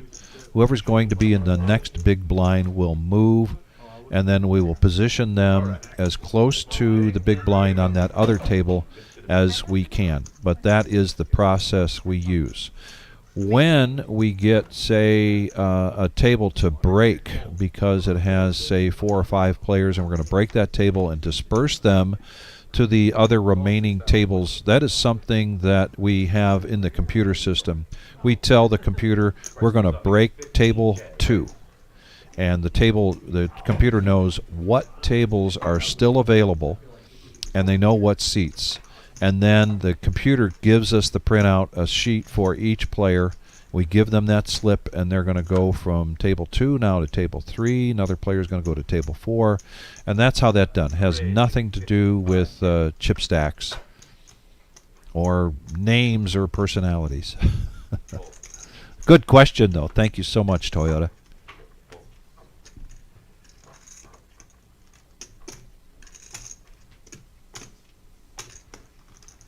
Be careful when you take Here's a 3-bet from D-Gen Greg with pocket 9s, your clothes. and everybody folds to him. You need to say before you do that. You can do all the way. The story of this feature table so far, when we started just about a couple hours ago, has been the amount of hands that D-Gen Greg and Ben have been at together. Quite a bit. They've been going at it with both of these players I would just not. co-hosting the aggression side of this table. I'm really asking general. Yeah, verbal's binding always. But now that we are at 36 players, we're going to balance out at 9 players per table. Jeff Wilkie coming in with 445,000. We're off card. All right, give him back. So bad. Look at it. Rodney trying to hang on there. The blinds are at 3, 6, and 3. That's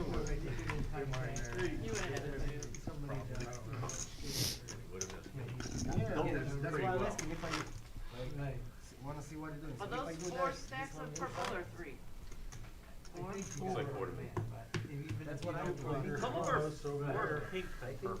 And we do have a break coming up, but that's the beauty of doing a pre-recording. We're going to skip right through that break and continue to give you poker action for probably about another hour. We're going to do a few hours every night. Married to an art teacher. Then we get to the day 2 on April 13th. That'll be live with our typical 15-minute delay. Same thing with our final table on the day 3 on April 14th. Ooh, aces for boots. Hello. 15K to go. D-Gen grade. Suited Queen Jack. Jeff also pocket 3s. Does he want to try to set mine here? He's got the chips for it. 445K. The rain's here.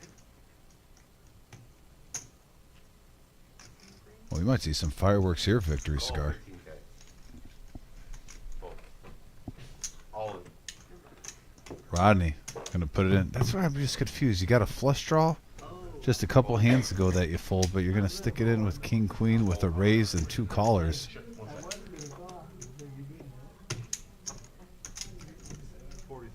Okay, scratching my head on that one. 43,000 over. All in. And Boots going to push all in here with the aces. Oh yeah, this pot's already The exact, pretty juicy. yeah, the exact right time to make that move. Cards up on the corners of the body. Yeah, Jeff, don't overthink it. Correct. Nice fold. Fold. Yeah, I mean, he made the right play calling 15. I would definitely try to set my. You would almost hope for kings or aces when you see a nice size stack, and if you hit a 3, you know you're getting paid off probably. But here we go. 125K in the middle, hand number 52. Rodney hoping for a little run good, and Boom. needs a runner. Well, he gut shot. Ooh. Top set for Boots holds. Boots, Rodney, good run though, brother. Rodney, we'll see you again. I know. We will see you again. One of my Tough favorite competitor. people. Yep. And Boots All right, guys, we're on break.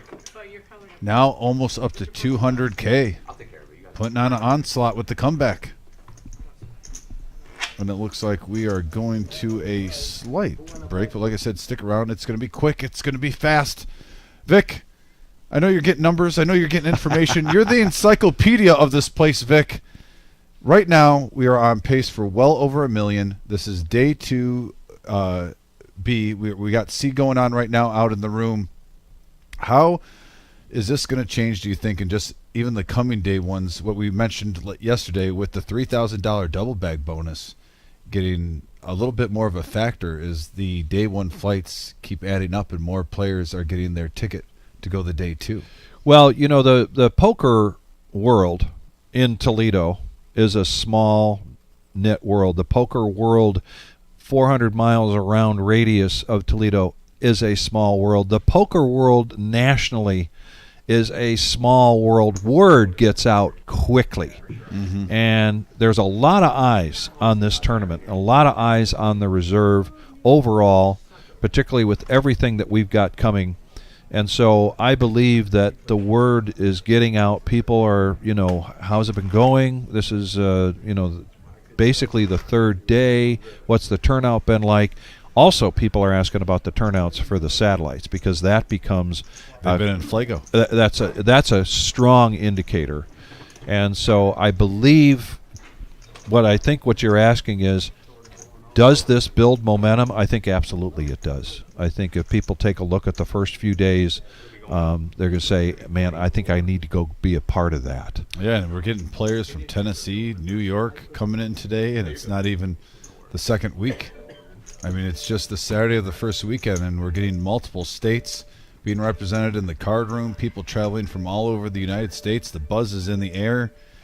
This is an exciting tournament, folks. Once again, this is only a $600 buy-in, and I do want to stress, I'll take another one. you got to love a room that also has opportunity for its players, no matter what bankroll you have. There is a $100 satellite roughly in the morning. It's a turbo, 1 out of every 5. And then roughly, well, actually not roughly. It's a $130 buy-in. $130 buy-in. 1 out of every 5 gets a ticket, and then a $65 buy-in at nighttime, which is getting so many tables where a lot of times it's like the final 2 tables, sometimes more than final 2 tables. It's hitting in the low 20s for tickets for just $65. So you have opportunity, no matter what your bankroll is, to get here this week, get a chance for $200,000 guaranteed for first place. This is a special time of the year. It's our 4-year anniversary, and we're excited to bring it to you every single night, live at the Reserve on YouTube. So Mike just sits down his second hand, and he's going to get ace-king. The blinds are now at 4, 8, and 4. Yeah, good luck to Mike, who So has his a pretty very nice stack. second hand at this table, but his first hand after the break, the dinner break. Actually, it was a 10-minute break, but we condensed it. And DFG checking in. Hope you're doing well, buddy. You know, the other thing to talk about with these satellites, particularly, say, the $65 satellite, you know, we see a number of our regulars who come in here on nightly tournaments that are priced around that range, and you talk to them about the million, they're like, you know, I just don't know if my game is strong enough, and that's quite a commitment to make. $600. The satellite serves actually two purposes. You're going to get a seat into a $600 buy-in tournament for 10% of that cost, but then you get that experience of playing in a poker. You don't have to be all choked up or nervous about putting so much money on the risk. You can kind of relax. So it's fantastic what the reserve has done here, providing a satellite every night up until the 12th. And that's just a great opportunity for people to come and get into a big major tournament for a great value, and 2 hands in a row now for Mike. Congratulations to him, getting a little momentum. Now he's hit the 200K mark. That's a magic number right now. It is. Because now if you double up, you can get in the upper echelon. As we see the blinds going up, the field is shrinking down to 33 players. We're just 6 away from the final 3 tables. Yeah, when you caught me earlier, I was going on my phone. I was going to calculate real quick, even though it's I know, pretty you're the easy. We've got encyclopedia. 10 million. We've got 10 million in play. We're down to 33 players. I So already know basically, this. the average chip stack 303,000. I knew that DFG was going to be asking that question. I wanted Vic, to be you're prepared. not fooling I wanted anybody. to be ready. You're always getting numbers. You're always getting information. He's like the MacGyver of this place. You give him a stick of bubble gum and tin foil, he'll open up a jam door for you. Make it explode. Something off the handle goes flying. Jeff now, ace-king. After Greg raised it up to 25K, Jeff's going to just see a flop, play pot control, realizes, hey, we both got some chips. Let's just see here. Sherry gets out of the way with ace-10. Call 25K.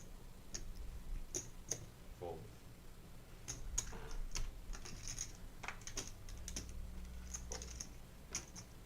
And now we have 3-handed Ben coming along with king queen. 87,000 in the pot, Vic. And an ace right on the board for Jeff. Just a gut shot for Ben. Ace king smacks it. Check. Yeah, that is Check. man. You got if you're Greg, you're thinking, all right, pocket nine's good opportunity here. Oh, and Then you Jeff see a flop just like checked that. Uh-oh. Spaghetti-O. Yeah, and now it opens the door. Might come back to bite him, or it might come back to help him. This Yeah. time the queen comes. Ben hits a piece of that. Hey, maybe Ben's a non-believer now. With the check, does that throw the chip leader off? And a bet of 35,000.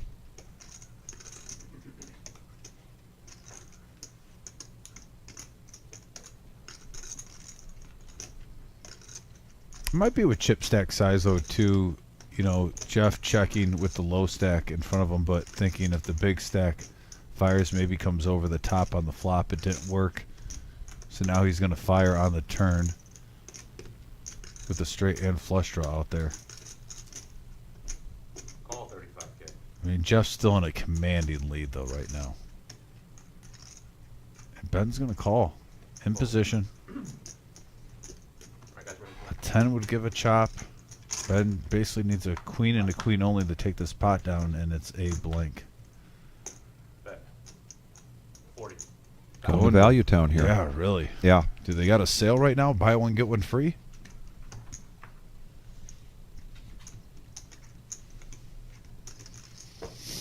So we mentioned how Jeff checked on the flop, and that was either going to come back to bite him or it's going to come back to help him. In this case, I think if Ben makes the call, it's going to be based on Jeff checking on the flop, I believe. And this is where Jeff's going to get paid off with that strategy. Dom and I talk about all the time how there's more than one way to play this game, but he lets it go. But still a nice pot there for Jeff. And Brian, to answer your question, biggest bag so far, you got to see him play last night. It was Jeremy Hill, now has 1.7 million, 1.74. He is the chip leader currently going into day 3, followed by Marcus Little at 1.4 and Alec Magden at 1.4, and our very own Robert Enright 1.3 million.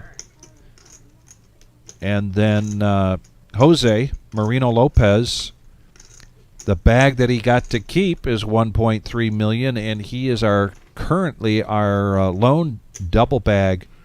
He picked up $3,000 for bagging a second time in the second flight.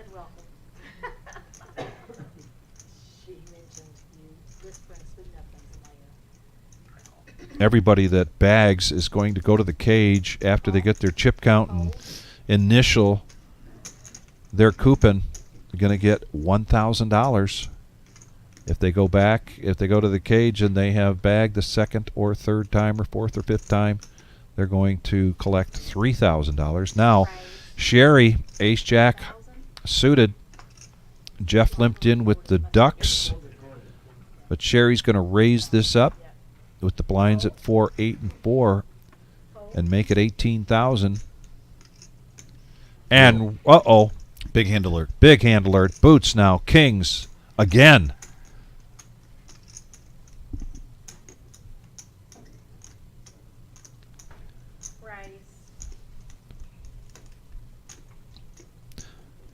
Aaron, this is a pre-recorded, so when we recorded this last night, we were not live.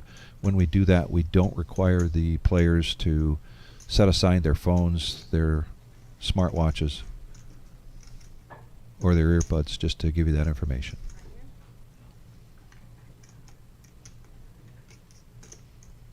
$58K.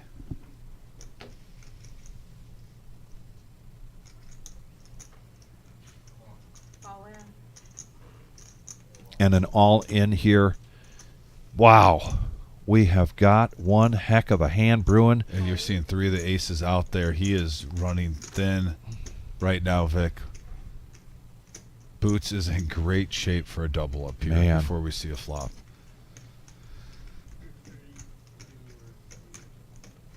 And Jeff's thinking, man, I've tried to set mine with my 3s, now my deuces, and it keeps getting jacked up. Yes.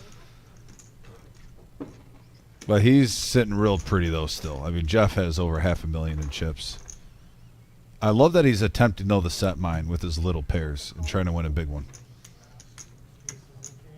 All right, keep in mind that Sherry got out of the way with her ace-jack suited. Greg got out of the way with his ace-jack, and Jeff got out of the way with his ducks. So heads-up action, 402 in the pot. And so far, that's a great flop for the Kings. And it's looks like Now chop outs, though. Now there's I will some say chop open-ender. outs. We know the 7 pairs. Kings are going to hold. Boots has to be jacked up, and just a tough break for D-Gen Greg, who literally had a huge stack to start this, and now is down to 49,000. Definitely possible to come back, though. Stay focused. But, yeah, Boots. Little run good here, Vic. Yes. 402 in front of him, almost up to $500,000. Yeah, average chip stack right at around 300,000, so he exceeds that comfortably. And like you said, D-Gen Greg, who from time to time was sharing the or pushing back and forth with the chip lead at this table between he and Ben, now suffers a big blow, down to 50,000 with the blinds at 4, 8, and 4.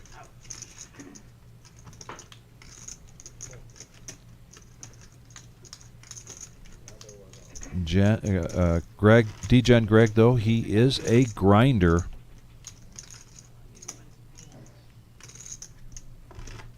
Boots doing a little inventory. Has to be getting a little adrenaline running through. Brian, I wasn't looking too closely, but I think we're down to 4 tables. Was table 8 a part of this?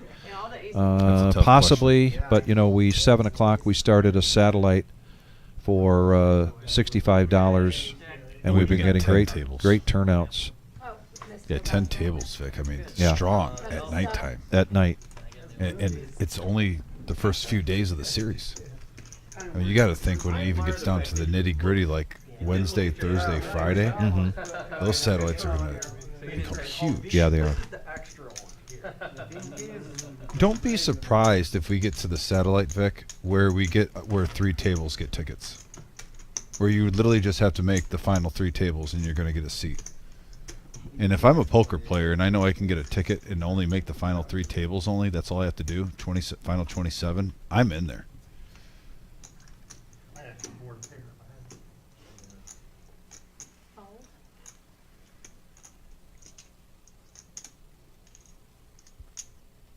Coach with the ladies. Sherry, though, first the act, yep, avoids temptation with the Jack 9. How much is it? 8,000.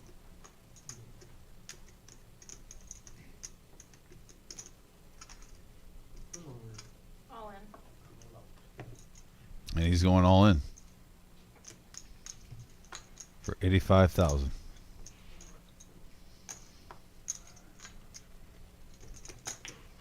Fold, fold. About how much though? Jeff asking how much with ace 9 offsuit. If it's 90 something, then no, I won't. And yeah, he lets it go. Not really priced in there. I mean, close. 10 bigs, ace 9, but coach shows the ladies. He sold 75 and then he said he folded. Yeah.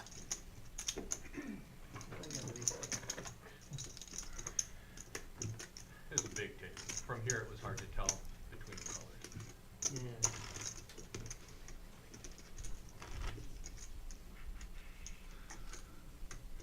I figured I only got 30. Yeah. What? There's an example, though, Vic, like we talked about. Like, if you get queens or better right now in your low stack, even though you got 80,000, I get it, but After that last inning, wouldn't mind making it like, 22 to go. Try to bait in like an ace 9. Granted, you can get out flop, but your opponent's drawing the 3 outs. Price them in. Then if you even want to shove on the flop and not get too cute with it, sure, but just accumulate some more chips for the blind levels and whatnot, because they're going to just eat up at you. They're about to go up to 5,000, 10,000 shortly, so 20K in the next level just in one orbit. We talked about that. That's kind of like the D-Day level where you see a lot of people either doubling up or getting knocked out. And we're right on the brink of that. And here's D-Gen Greg shoving with King Jack right now so far. In the Vic, cutoff, yeah. He's so live, far, but I got to say he's live, but I can't believe Jeff's going to fold ace queen here. no. I'd be pretty surprised. Especially for this price, you don't have to risk much more for a flop unless someone else comes along. You got $500,000 in front of you. It's about 10% of your chip stack. No, I mean, winner. and then I'm going to raise to 150. Raise 151. And is he going to repop this to try to isolate? It looks like it. Maybe he's just doubling it. Okay, 151 now. So he's going to raise 100K on top to try to isolate. Pretty standard play here. And yep, gets the riffraff out. Going heads up. Both players are not sharing. We got live cards. And Vic, you talk about coin flips. It's not exactly 50-50, but it's about as close as you're going to get. It's pretty close. All the aces are gone. And there's an ace. Oh, now a gut shot. That 2-pair actually wasn't a good card. One of the rare times that you don't want to see 2-pair, but it still holds. And D-Gen Greg, excellent run. Yeah. We will be seeing him, trust me, on another Absolutely. one of these live streams during this tournament. He is a dangerous player. And Jeff Wilkie now just adds to his stack, approaching Vic 600,000. And the more chips he gets, the more dangerous he gets. He's even a player, I think, before day 2 starts, you could say you will not be shocked if he's here on Monday in day 3. Yeah, exactly. Greg's been just kind of in seat 2, just hanging out, Yes, he has. almost doing like what Cat did yesterday. He has a few more chips, Yeah. but you got to hope. I mean, he's been playing so patient. When is his rush due? You're seeing other players getting like 2 nice hands in a 20-minute span. Greg has to be thinking to himself, hey, is it my time yet?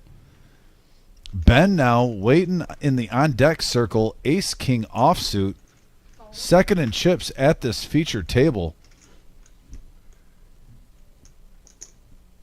And Boots right behind him with ace jack. And remember, Boots now also up to 402. And nice fold by Boots. Not tangoing, has the whole table behind him with ace jack. Going to pick a better spot. We've seen so many players get in trouble when the blinds get big with ace jack on this live stream, Vic. You know, maybe he would have gotten roped in if there wasn't a lot of players behind him. But I love that play, especially if someone then comes over the top. What do you do with ace jack? You fold, you get frustrated. But looks like Ben's going to take that down pre-flop. 16,000 going in a stack and profit. Ben has been playing solid this whole live stream.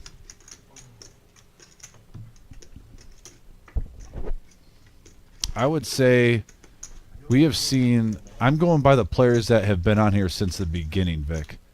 Ben has been the most consistent, where not really any head scratchers.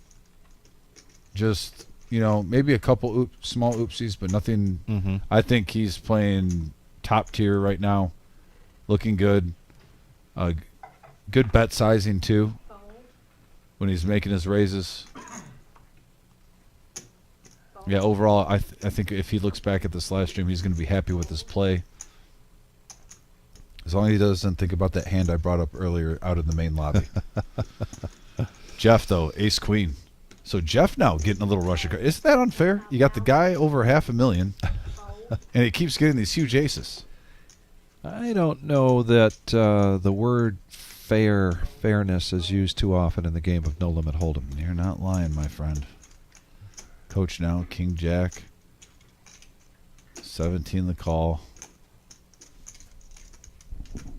Is live. Already has 12,000 in there, but let's go. I don't mind that. And he's going to be courteous. Jeff, always courteous. This time he's courteous in showing his ace-queen. 6-5 is always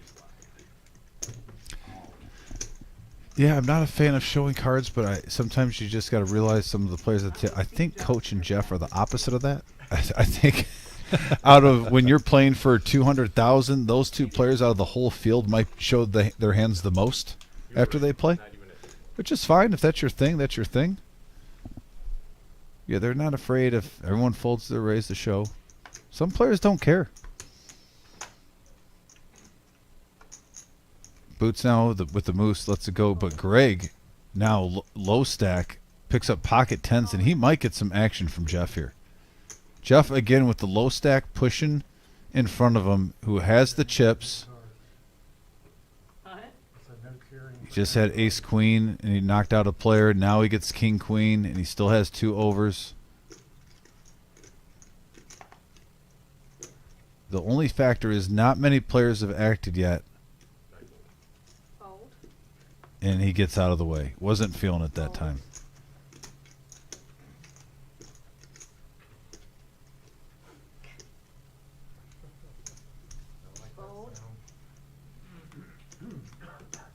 Now it's on Coach. Jack 8, I don't think he's going to be interested. But Ben now, this is a different situation.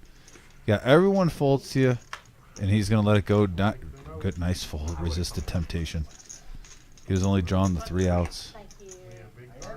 And Ben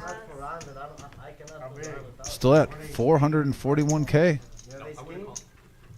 And Greg also just quietly creeping up to that 100K mark. If he gets a double up thick, he's going to be a major player. Like I said, if you're around 200K right now, you're in pretty good shape. You want to try to probably be at least at 350 if possible going in the day two, just because there is no facts about what I'm about to say, folks, because we don't know until we have the amount of players on the final day one. But ideally, it's either 4-8 or 5-10. Right. The blinds on day two, they go backwards and they get reset. I have to think an ideal poker player at least wants 35 bigs. 30 to 35 bigs. Yeah, Yep. to start at least. I agree. And don't get me wrong, you're fine if you only have 20. But 30 to 35 gives you a little leeway if you start out card dead for the first hour. Yeah. You're not in a panic situation where you're like, oh, I have to make a move. No, you can actually be card dead for the first hour and you're fine still with 35 bigs. 34,000. Small blind for Ben, raising it up. now Sherry thankful that she didn't try any action with that 10-4, 10-9 of diamonds that she had. And Boots shows his hand, so he gets Greg to show. I definitely think he gets Ben to show. Don't you Excuse think me. Boots' strategy, what he's seen, he's made a couple folds against Ben. He did it earlier against Greg. He's really picking and choosing, I think, with the stack size and what he's playing. He's played a little bit looser with lower stacks. Against the bigger stacks, he's played a little bit tighter, but a pretty good strategy. If he's going to go tango with one of the two top dogs, believe it, he's going to have the goods.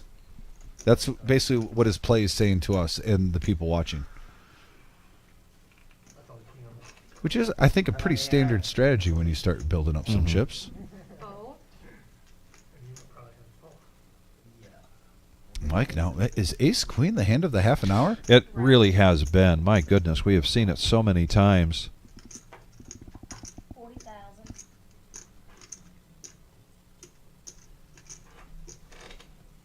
Fold.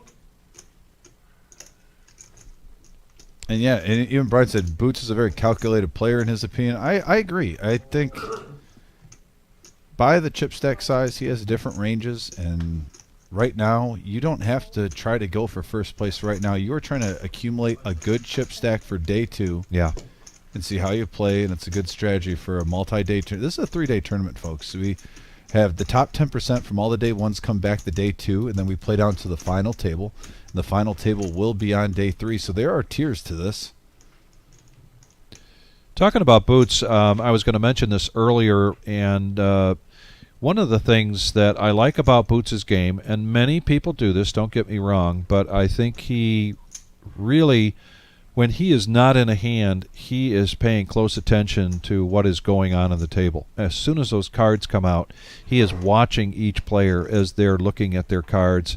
He's trying to pick up on, and I don't know what you want to call it, tells. It's just a feeling that he'll get from somebody, and he can say to himself, well, that person, even though they called, they look like they wanted to raise. Or, so and he pays close attention. Too often you'll see, particularly in smaller tournaments, you'll see players that as soon as they muck their cards, and just as I say that, Boots is turning over to get a glass of water, turning to the side, but as soon as they muck their cards, they lose interest in the hand, and they're losing the opportunity to gather information on the other competitors. Very important to continue to stay focused on the game as long as you can. It's a grind. We were talking about the physical grind and the mental grind. This started at 1 o'clock today. They're probably going to be going till around 11, possibly 12 o'clock. That's a long time to be playing poker, both on the physical side and the mental side. And you've got to try to pace yourself or whatever you need to stay fresh, as fresh at 1:30 as in the afternoon as you are, hopefully, at 11:30 at night.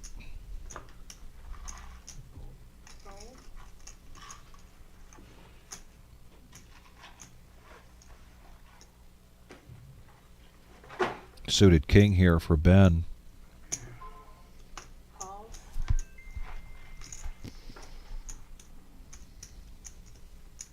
Pocket 9s now for Boots in the cutoff.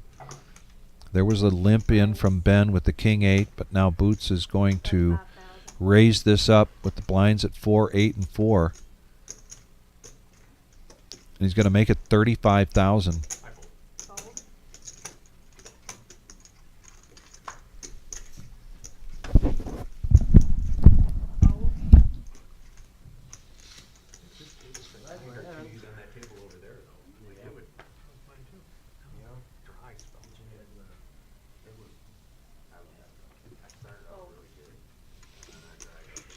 No callers, and so he's going to take that pot down. And now his stack at 410,000, Ben at 441, but Jeff remaining the chip leader at this feature table at 590. And it's been a while since we've lost some players. We've been at 33 for quite a while now, Dom. Yeah, everyone's grinding away. But like I said, that magic number, the 510 blind levels. Yeah. No matter how long you run, no matter how long you hide, Vic, you will be eventually found. and the action will come for you. We had told everybody we're going to continue to bring you these poker action every night for just about a few hours. We've got about 20, 25 minutes remaining to tonight's live stream. I want to thank everybody for joining us. We always like your participation and your likes. It helps us very much. Raise 24,000. And now a position bet here from Jeff. After all the folders, he's going to raise it up in position with Queen 7 of clubs. I like this action here, 3x, and Mike coming along with an ace. Motown for Sherry in the big blind. She needs 16,000 to call, and that's not quite up to the watermark for Sherry, so she lets it go. Heads up action.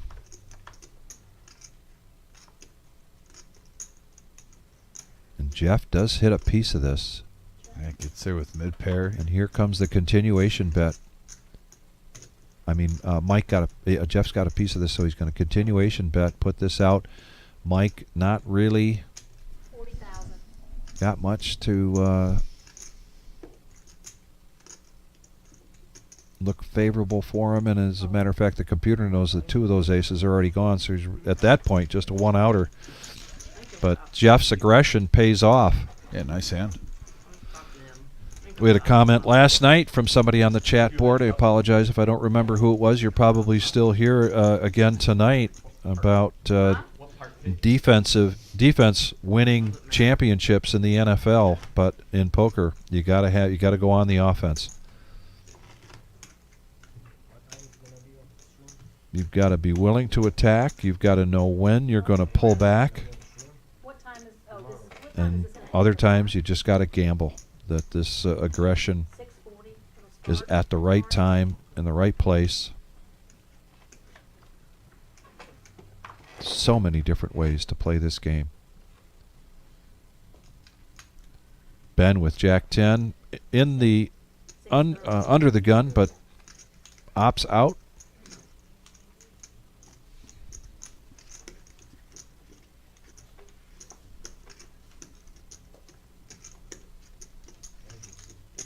Raise 25,000. Pocket sevens now. Jeff is going to raise this up to 25,000. Right into Mike's pocket queens, and he's going to push all in. Nothing there for Sherry and Coach. Decision time here for Jeff. 168,000. So basically better than a third of his stack. He's been trying to see flops with those smaller pairs. Yeah, we saw him fold It's the like a broken record. Yeah, we saw him fold the But threes earlier and every the time. deuces, and Someone keeps coming over the top. yeah, every time he gets a pocket pair, the little pocket pairs anyway. Yeah, deuces, threes, now sevens. I mean, they're climbing steadily. Yeah. Maybe the next one will be jacks. I think you have ace king. And I have to tell you, I'm not that familiar with Mike's play. I don't think we've seen Mike here at the reserve that often. Part of Jeff's decision process is always, is this the kind of player that is doing this just in position to squeeze? Does this player only do this with nice big hands, pocket pairs? I didn't want to comfort me.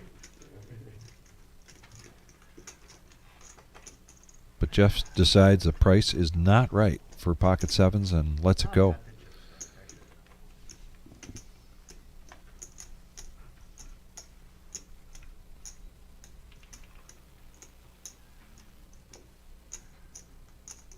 You're gonna put your big chips up front. Yeah, we don't care. That side of the table probably won't be able to see that side. It won't affect me, but it could affect them. I know, I just nothing. Fold. I try to think of something smart.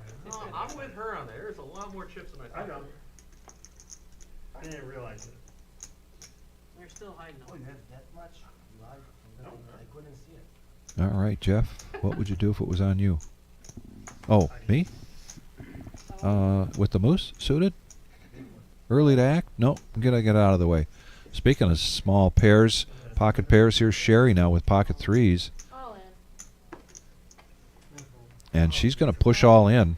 Yeah, on the button, pretty standard here. Yeah, she is down to 9 big blinds.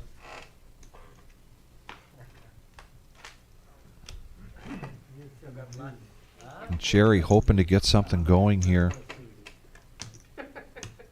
Hoping she can turn her roller coaster into a steeper climb. It would just take one Than what it's double up been. with her stack, though. I mean, she definitely needs to make a move soon, but if she gets a double up, your whole feeling changes once you're over that 200K mark. The blinds that get 20 bigs in front of you, can breathe a little bit easier. It is amazing in a tournament, Vic, and I know you've been there before, where you're on the struggle bus for maybe like an hour and a half during the tournament, and then you can win a couple hands, and how your mood just changes so quickly. Big time. And your whole outlook on what you can do that day. Yeah. Mike behind now with pocket threes. He's going to raise it up to 25K. Another little pair there for Mike. See, look, Sherry just gave him 2. Just no trust. No trust at all. It was only 9 high, Sherry. 25?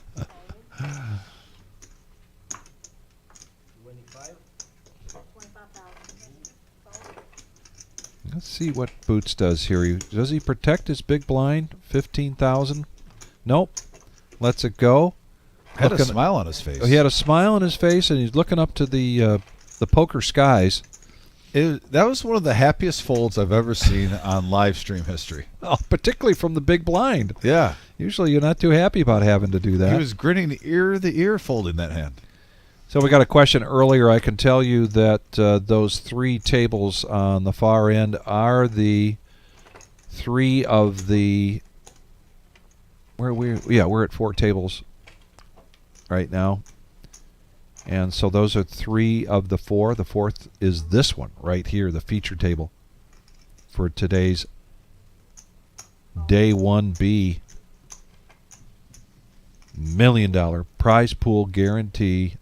Reserve Poker Club, Toledo, Ohio. $600 buy-in, folks. We're hoping this action is wetting your whistle and you decide you're going to jump in the car, get in the bus, call for an airplane ticket, and get over here and be a part of this history-making tournament.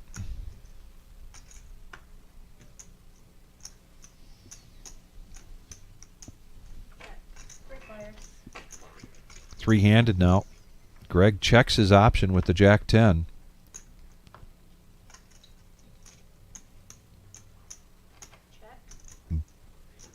Check.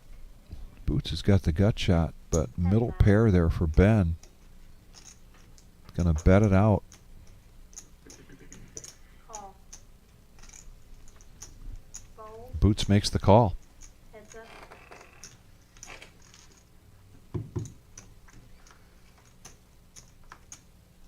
Oh. And Boots gets there. And he catches up, but he checks it. Giving some rope. And Check, check. Kudos to Ben. Doesn't give it to him. And that card does not help Ben, and they're going to go check, check to showdown.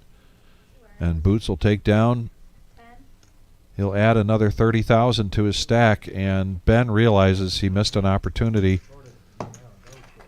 to try to bet earlier, harder, to get Boots off of that hand. Well, I think also with Boots folding a couple hands to him, Ben doesn't know. I mean, take that back. Ben knows that Boots isn't calling him loosely most of the time. That was really the first time we've seen Boots switch gears against, one of the chip leaders at the table. Boots is here on the chat, and he's mentioning why he was smiling. Discriminate against the orange. Great to get the players' insights. They get to see and then tell us kind of what was going on in their mind. All right. First-hand experience from the players. I like it. It's almost like we have an interview live right now. Absolutely. Yeah, I like that. I think I loved it more Yeah, than now. Boots, It's thanks for not that being long ago. not being that guy and doing spoilers. We've had a few on here before. Yeah, No, but and yet being forthcoming. Second I start 25. Yeah, Boots still climbing up the ranks right now at 430. 6-4 suit on the button. I check. Heads up.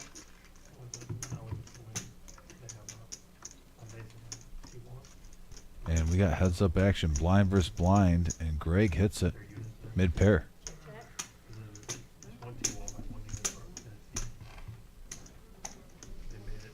Check. 16,000. Yes.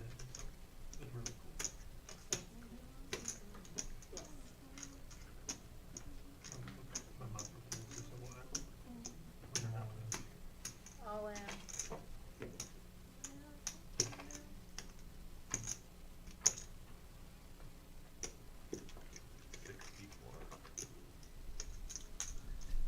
$64,000.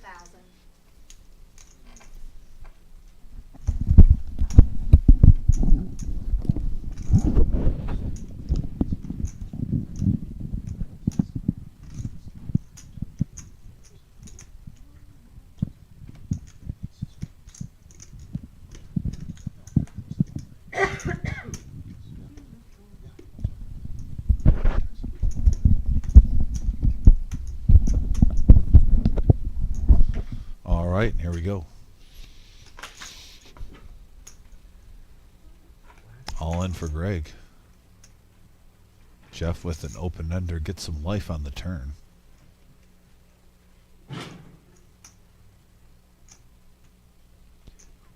I don't know. You know, he's got 6 outs here. There's 105,000 in the pot. He would have to call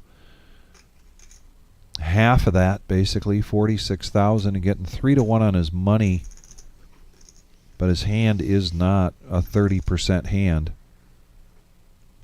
And I know that Jeff likes to do the math here.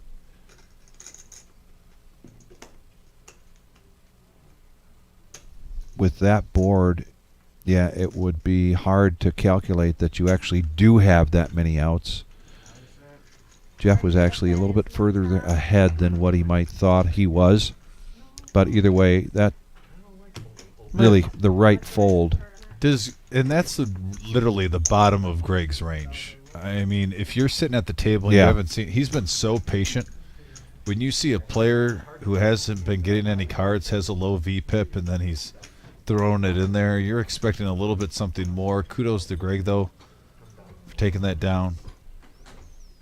Tamales, anybody? Maria Maria. coming in with tamales and burritos. Oh, yes. Me and Vic have had our fair share of those. The green and the red sauce. Yes. I like both on mine, Vic. I Yep. like a little mixture. Aren't you tired of wearing those? So what time do these day ones play till, I think is what you're asking, when they get down to 11 10%? o'clock. So typically around 11 o'clock. Yes. But this is what we've been seeing. They start at 1 o'clock. We play to the top 10%. And Coffee's Garage, thank you very much for that question. Appreciate it. And honestly, it could be as early as 10:30. Sometimes also when you get bigger fields, they tend to end, believe it or not, sometimes almost a half an hour earlier because there's more spots to fill. Mm-hmm. You'd be surprised because it breaks down pretty. As long as you're not having an influx of, like, if you're at a different location or whatnot, like 8 tables, obviously different. But when you're having a difference of maybe 1 or 2 extra tables that day, and you see maybe 20 more entries or whatnot, it really breaks down the same speed. And if you have a couple more spots, so I would say anywhere from, let's just say 10:30 to 11:30 if you plan on playing, have that hour flex in there that you expect to play anywhere from 10:30 to 11:30. And it starts at 1 o'clock, and a lot of times our day ones we have start as early as 11 a.m. But this one gives you a chance if you are here late, especially with the satellites. The satellites get done later than the actual day one. And that gives you enough time to sleep in, be well rested for the next day, giddy up. We are down to 28 players in this day 1B, 168 total. So we're playing down to 17 players. We got lose another player, and then we will break a table. We'll be down to 3 tables,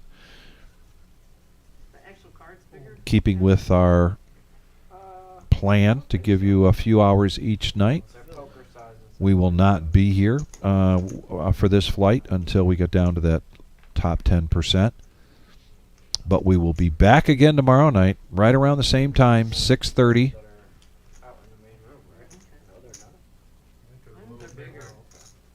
No, these are smaller, he's saying. Oh, they are? Oh, these are bigger? Oh, The 500 definitely bigger. I didn't realize the part of the Hey, Coffee's Garage is going to come down here from Michigan to play tomorrow. That's great news.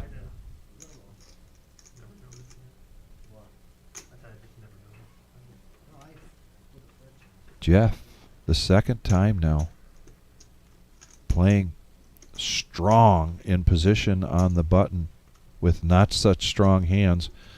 But Sherry this time might be considering it, and she does. She's got the Dorothy suited Queen 3 of Hearts against Jeff's 5 deuce. 45. Advantage to the preflop aggressor, who gets a piece of it. Puts some chips out there, and before he can say what it is, Sherry lets it go. And that's the way you play big stack poker, particularly in position. Yeah, he's cruising up to 586K, Vic, right now. All right, you On a mission. double Coach and I up. So we don't- The definition of kill him with kindness. Jeff Wilkie.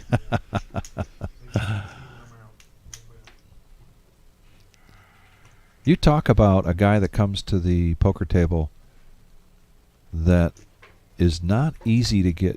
He's not easy to get mad at. You know, you're never going to be in a situation where you think, boy, that guy really pissed me off. No. Not with Jeff. The only thing Jeff does that I would disagree with is sometimes he says sorry when he wins pots, and I know even Jeff is lying. No one is ever sorry in poker for winning a pot. Jeff, if you're listening to this, you do that often sometimes. If you're really sorry, give the chips back. Don't keep bluffing us. No, he's a great guy, and all just one of the best people I've met since I started working here. Well, Joe Day comes on and says Jeff is a beast. No, he is great player, Good player. great guy, great player. I would have a beer with Jeff off work. Pocket kings for Ben is really the biggest pocket pair we've seen in a little while. We did see the kings. Oh, there it is. That Sherry's going to push all in right now with the queen jack of diamonds. Yeah, probably hoping it's like ace king or ace 10 and she's live, but she's going to see the bad news that Yeah. she's going to need a lot more help than she was hoping for. That was a snap call from Ben. This could be Sherry's day 1B tournament life at stake. I mean, you almost hope maybe he hits a set and a 10 comes and you get open-ended. That's the weird thing when you see this situation. Yeah. Oh, Well- not anymore. You don't want a king to come. 2 10s out there, but a gut shot. Oh, and now it's Now a a flush draw. Diamond. Some outs have opened up. Ooh. 8, 9, 10. It hit. It hit. Yeah. Oh, my goodness She gracious. hits. She hit. She stands up. Yeah. She threw me off. She stood up, and I'm like, was I missing something? I thought the 9 got her there. Yeah. And then all of a sudden, I'm like, no, okay. We were right, open, okay. But yeah, she hits the gut shot right there. The ace gave her a double belly, but the kings were blocked for the Yeah. straight, so it would have boated her opposition up. And a much needed and It looks like, are they breaking this table? So this must be the end of the line. So Yes. back to back yeah.